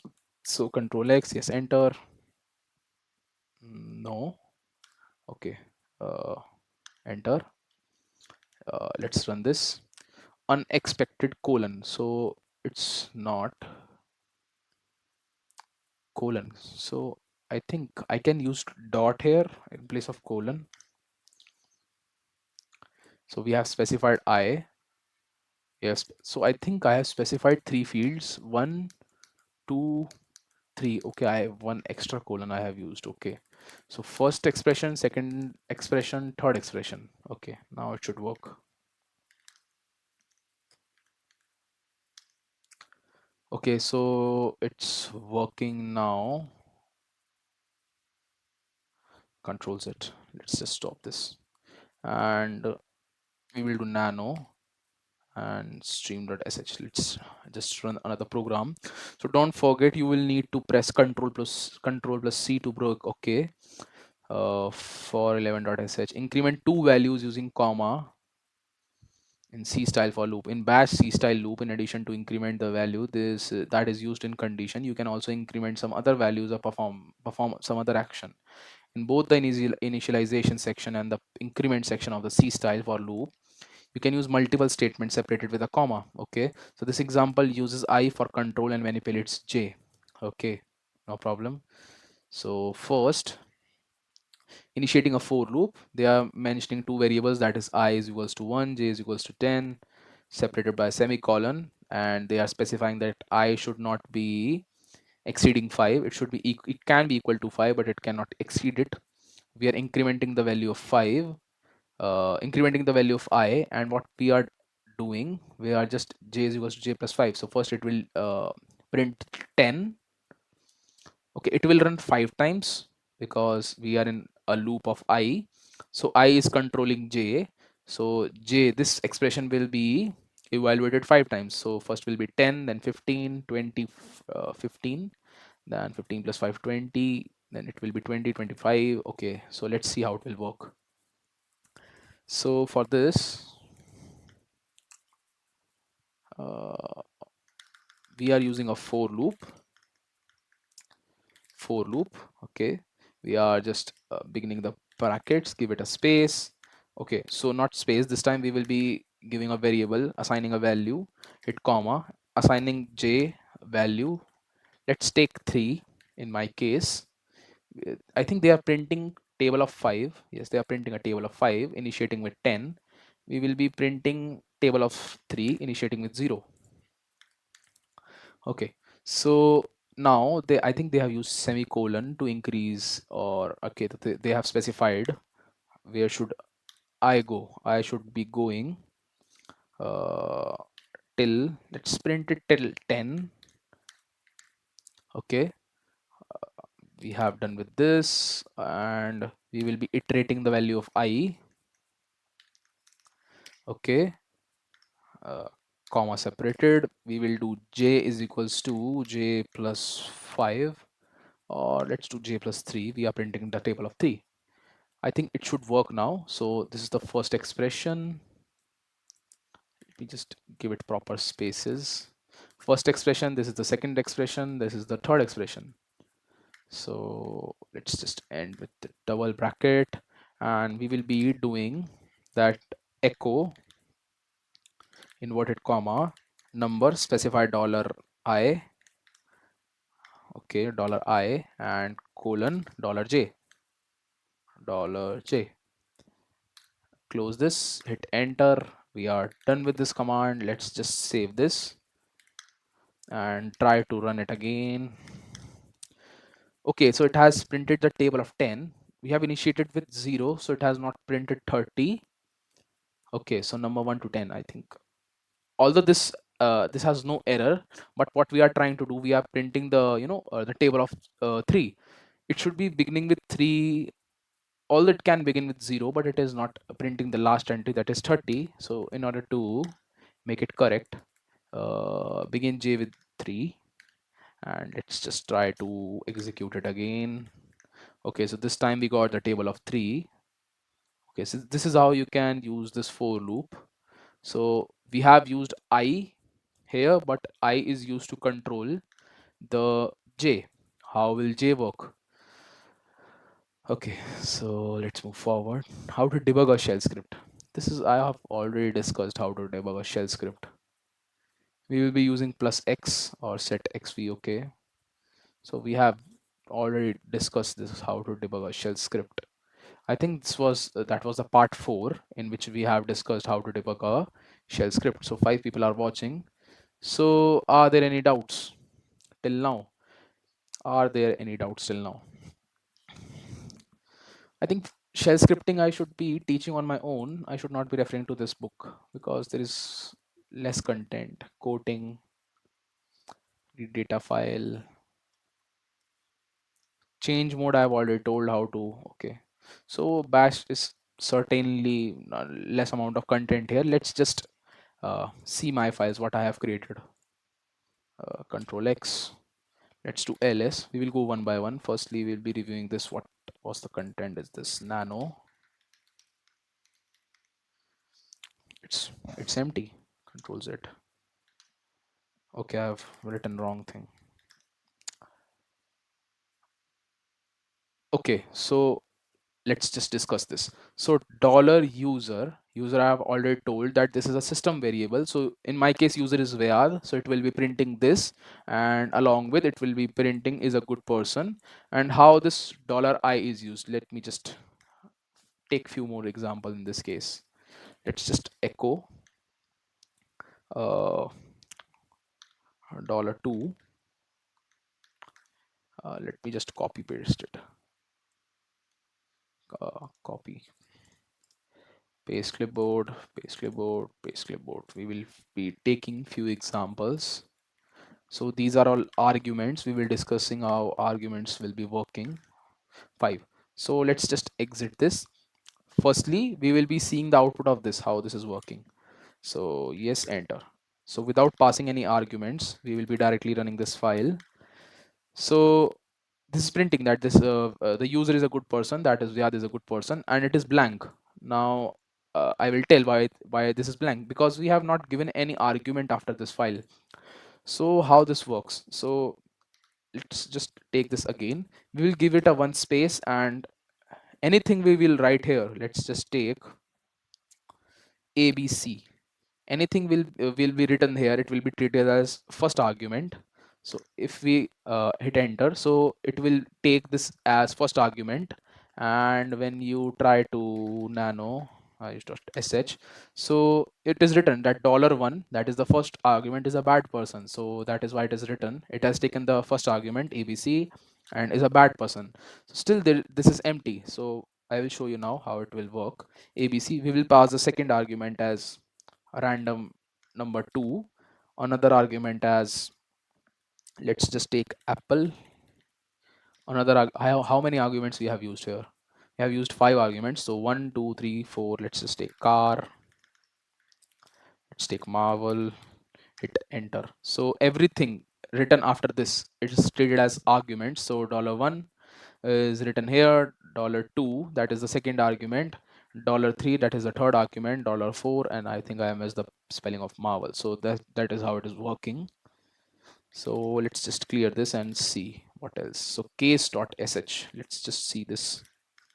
I don't know what are these file. Let's just review the content and I will explain. Okay, so this is the last, I guess. Hello world.sh, this is the first file. Practice.sh, let's just see practice.sh cat.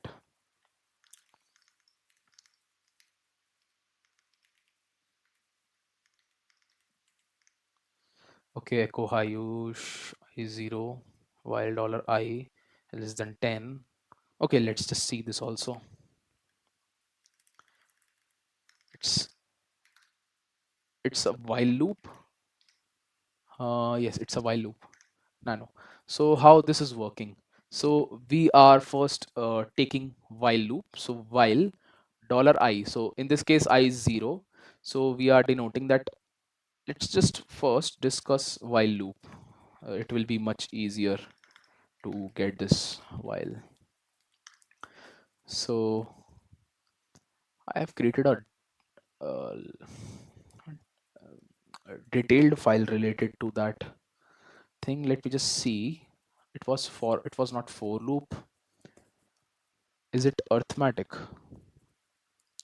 I don't know the sequence. Nano earth dot sh. So no, this is not the one. For loop, if else, ssh strings test, test2, test2 dot sh. Nah, control z, control x. This is not the one. Okay, I will explain it manually. Nano while loop.sh. Okay, so how, let's just first understand the syntax of this. So we will be giving while and the expression, only one expression. So we will be doing or performing a command, then we will be instructing the terminal that we are done with it. So are there any comments? uh, Comments are not visible. Let me just,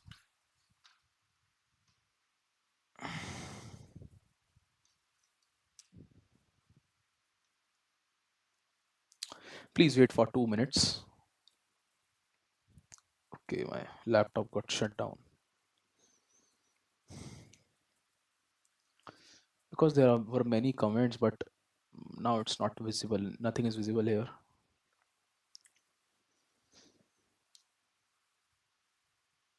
Okay, so let's begin. We are wasting time here. So I have explained you the syntax. Now let's see how this program is working. So firstly, ignore this. We are just writing this like while bash style and while infinite loop. So ignore this, and this is the this part is you should pay attention to. And firstly, we are assigning the I to 0. Then while we are giving an expression that while this dollar I, so le is less, so less than 10. So if you use less than, you can use lt in, in replacement of this. But if you want to use less than and equal to, so you can denote like le, less than and equal to 10. So while this dollar I or this I is equal to, less than equal to 10, what you do, you echo dollar I, but I is I plus 1. You are just iterating 1 every time, like 0, 1, 2, 3. So it will be printing till 10. In this case, 10 will also be printed. So let's just do one thing. Control X is modified, enter. Let's just print this while loop.sh. So this is the infinite loop. I will explain it later. So while bash style, okay, so first entry was 0, I 0. So it will be increasing value one by one till 10. Let's just try to change it, and in this time we will be not adding 1, we will be adding 2 instead. And I think it will give even numbers. Control X, yes, enter. So yes, it is this time it is adding 2. So first it is I 0, then I plus 2, then it will be 2, then I is 2 now, and it will be adding 2 again, then it will be adding 2 again, again and again. So let's just go to this file, and now we will be understanding what is infinite loop. So in this case also, we are not mentioning anything, not mentioning any expression similar to for loop. And we are mentioning that first variable is I is 0, that the I is initiated as 0. We are giving a sleep. So if we don't give sleep, it will be running continuously and can slow down our system.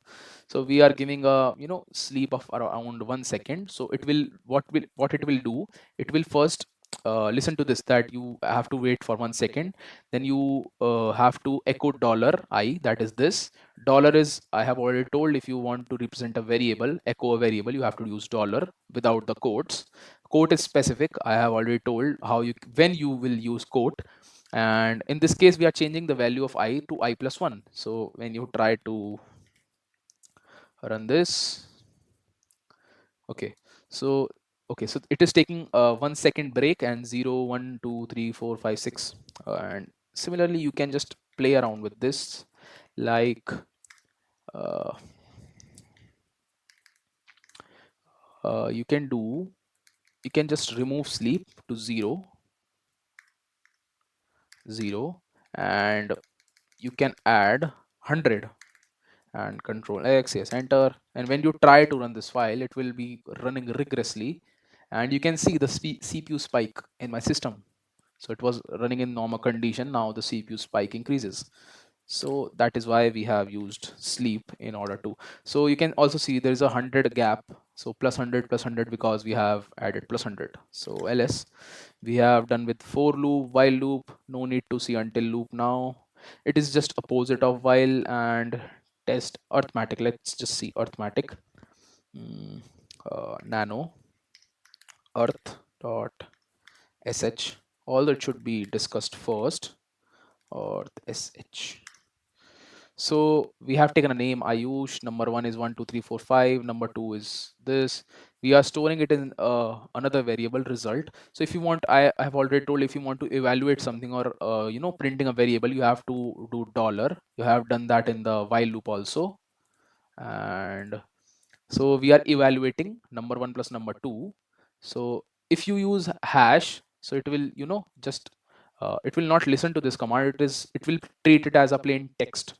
So let's just ignore this command, and what we are doing, we are echoing the result. that you want to echo the result. So it will return the addition of these two files.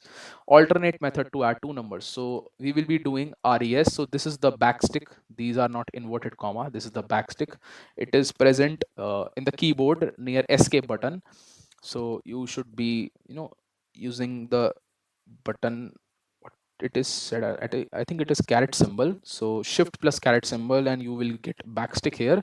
So you are evaluating an expression number dollar number one plus dollar number two, and these are dollar number one and number two.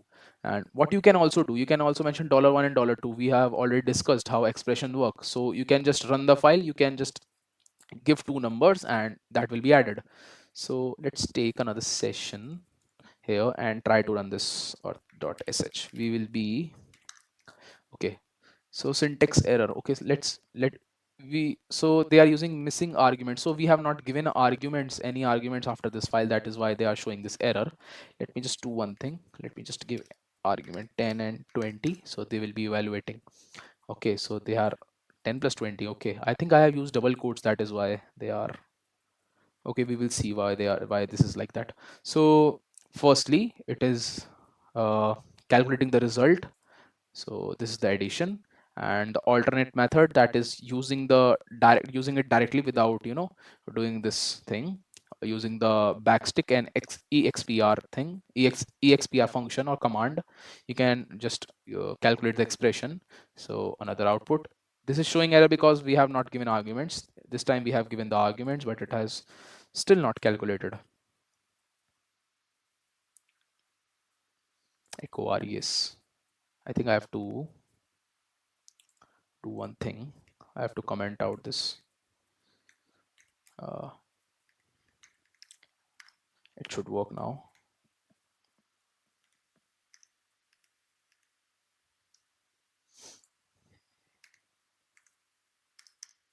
So now it has just calculated the result of argument 1 plus argument 2, that is 30. I think nothing is left now. This is a simple calculator. Let me just show you this also. Nano case.sh.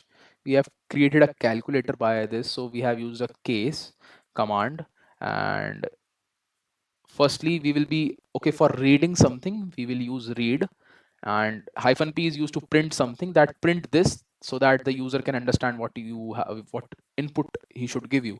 So enter the first number, it will be stored in this a. Read p, enter the second number, stored in b. So enter the operation what he needs to perform, plus, minus, multiplication or divide. So it will be stored in op. So we will be taking 5 cases of op, that is dollar $op. We will be saving that in dollar $op because I have already told dollar is used to specify a variable that is not system designed or system defined.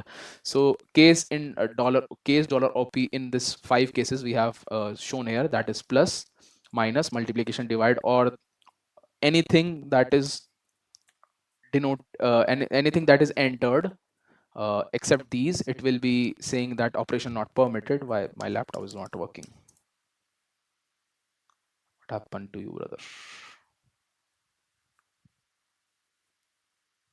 Oh, it got shut down. Hmm. Please wait for 2 minutes. Let me just quickly see if there are any chats. No. So in this case, it is evaluating echo and a plus b, then giving colon. So to break the statement, in this case, if the user give minus, a minus b. If user give multiply, a multiply b. If user give divide, a divide b. And if anything else, operation not permitted. And esac is used to just end this case. So the opposite of this. So we are using do and done. So in this case, we are using case and esac, opposite of this. So let's just try to run this. Dollar case dot sh. Enter first number, we will take 12. Enter second number, we will take 2. What operation I have to do? Firstly, we will do plus. So okay, 14. Let's just try a few more example. 30, 80. What I want to do? I want to do minus. So it printed minus 50. Let's take one more case. Okay, I have enter first number 90, enter second number 100.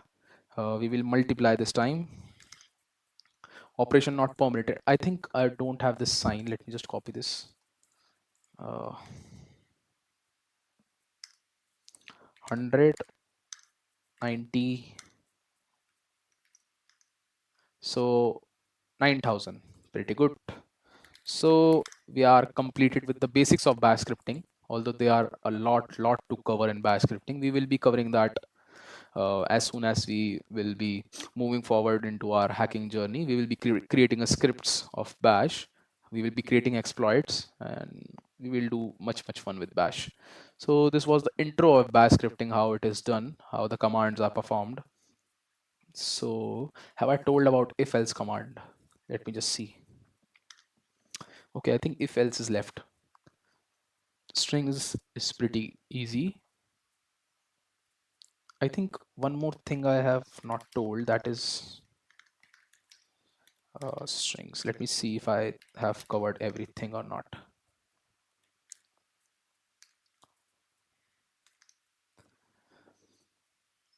Okay, we have played around with strings here. So we have given string 1, welcome to programming, string 2, in bash. So if str, okay, so this is if str1, that is string 1, is equal to string 2, then echo string are equal. So if we want to terminate this, if we will write fi opposite of this. So if the hyphen n is used to count the number of characters in the string str, then echo string is not empty. So if there exists any number in hyphen n, is stored anything in hyphen n, so string will return non-empty. Okay, so find length of string. So these are the 5 basic method of finding the length of string. Let me just do one thing. Okay, so if you want to find the length of string, you can just do dollar hash string, and let me just uncomment all of them. We can use expression command, and length we can specify that we want to find the length of this, and only this is enough to. Okay, we have used awk here also to print the length. So length is already defined in awk, that is why it is. Oh my god, what I have done. Len echo and string, I think it is like this. I guess it is. Have I missed? I have done anything wrong? Okay, so let's try to run this. Let me just uncomment these. Control X, Y, enter. Just run the strings dot sh.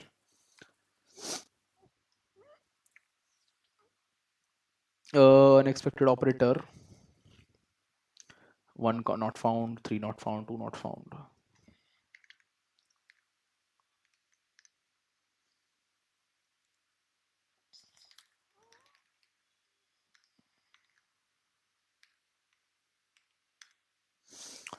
What error it is showing? So str1 and str2, if so echo strings are equal, it should be returned that strings welcome unexpected operator.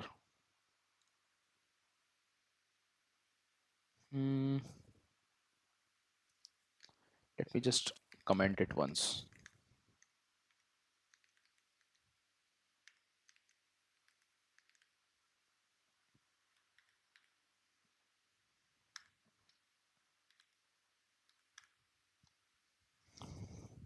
So length, it is okay, so it is specifying the length of welcome to programming is 22. What exactly is not running then? We'll do nano strings .sh. So it is not able to tell this strings are equal or not. What error it is showing?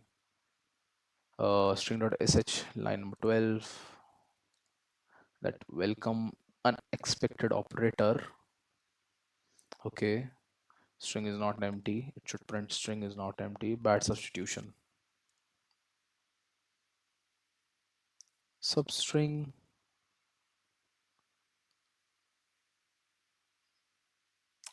So there is a lot of content present in the file, but it has not run a single one. So this is also exists. This has also not been run. I think string one str2 is repeatedly. Okay, let me just do one thing.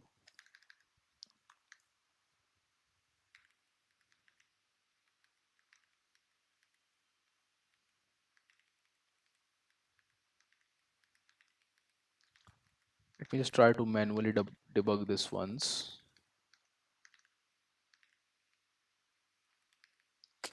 Uh, we will not be using len function.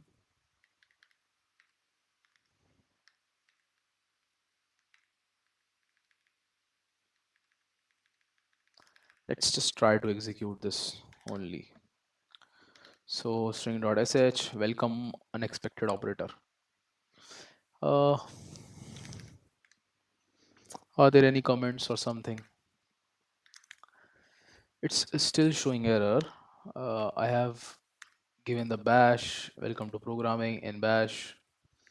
If str1, str2 is equals to or equal, then print this. Do we no need to leave the space here?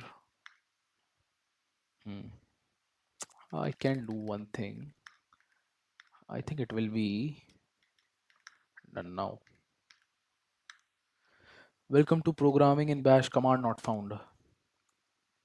So it is working. It is taking the strings, but it is joining the strings. We don't want to join, we want to compare them. So let's just do one thing.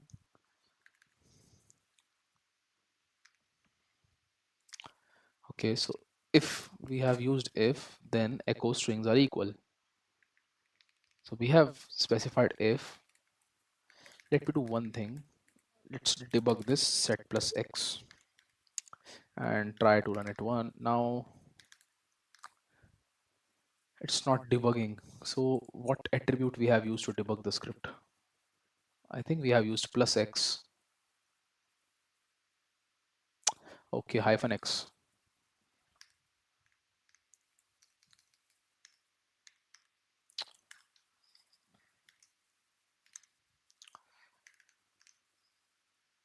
Okay, so first it is staying str1, str2, welcome to programming in bash, command not found. Why it is treating it as command? Welcome to programming, too many arguments. Do I have to give an argument or something? I have not mentioned anything, $1 or $2. Let's just do one thing. Nano strings 2 dot sh. Let's create a new file. A is the first string. Welcome. B is the second string. By if we use square brackets, if $A is equal to $A is equal to $B, square brackets again, then echo strings are equal, strings equal fi, control x, yes, enter. Let me change the mode of this file to 777, and we will be specifying the file name, that is strings2.sh. strings2.sh, hit enter. Let's try to run this.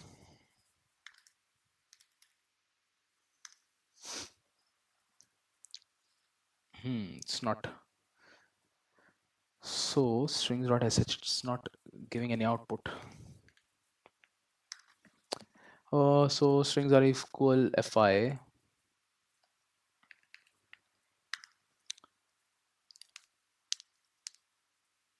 So $A, $B, I think I have not mentioned. So it should not be like this. Single quote is treated as program. I think this is was the problem here. If I use, if I not specify anything, what will happen? and I will be control X, yes, enter, try to run this, still not running. uh, so for telling them that it is string, telling the Linux, I have to mention double quotes. Let's mention the quotes here also.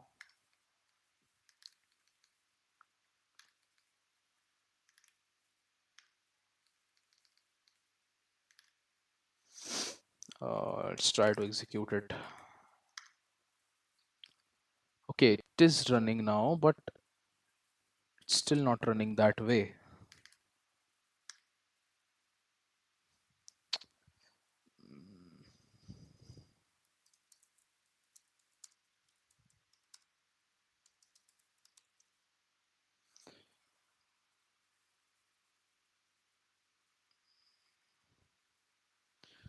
Okay, I guess I got it.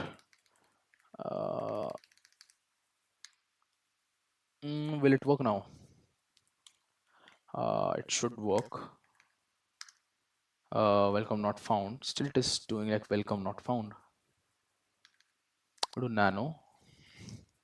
We're comparing two strings. So uh, what we can do, we need to, it is treating it as command. We need to treat it as string. Can we mention bracket two times like we use in for loop? And let's try to run this. Double bracket not found. Okay, double bracket will be used. It is, I think double bracket will be used. If I use, see the strings syntax of this. Uh, okay. In if I see uh, control X enter, let me just see if else tab. So if, okay, this was the file of if and all. They are using single bracket, no semicolons. Echo enter a password, read password if $pass is equal to secret. What is secret? So echo password, read pass, then echo. Okay, so they, in this case it is using semicolon. Let's try to use semicolon.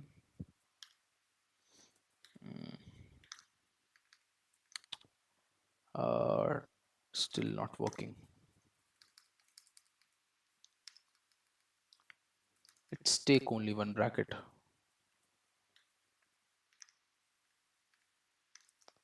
I think I am unexpected operator. So double equals to is unexpected here.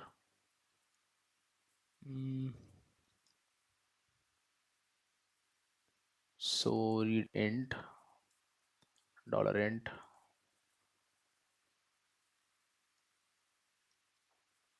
I think I have to pass the else also.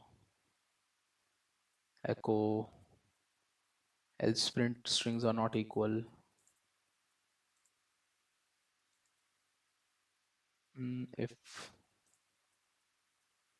If else fi.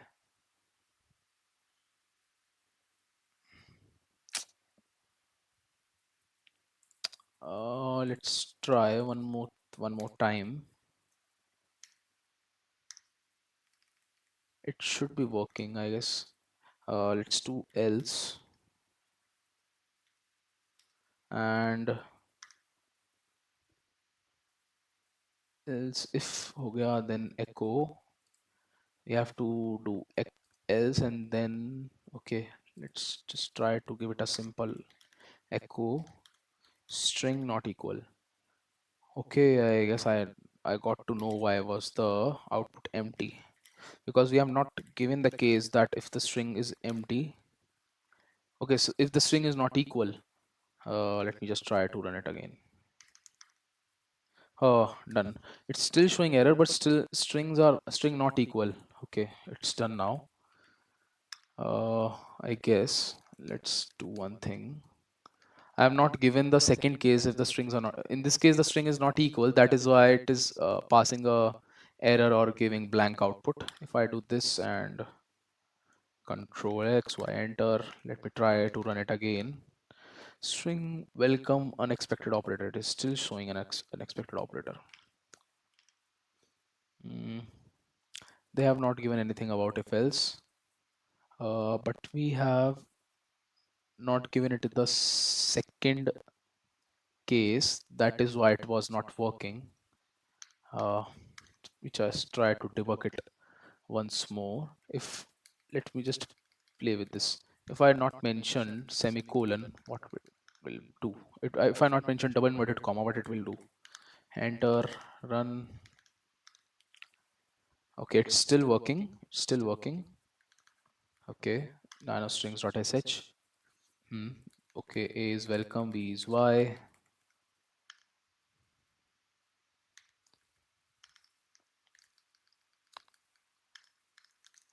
Will it work now? It's still working. Welcome not found. It is treating it as command or something. Uh, uh, Let me use single inverted comma in place of double inverted comma. Will it work? I think my webcam is shut down. Yes, my webcam is shut down. Nice. So we are at the end of the stream, no problem. But let's try to debug this once. Still showing welcome not found. It is treating this welcome as a command, but it's not a command, we know. Uh, let's just try to debug it with chat GPT once, because it is just showing this error again and again.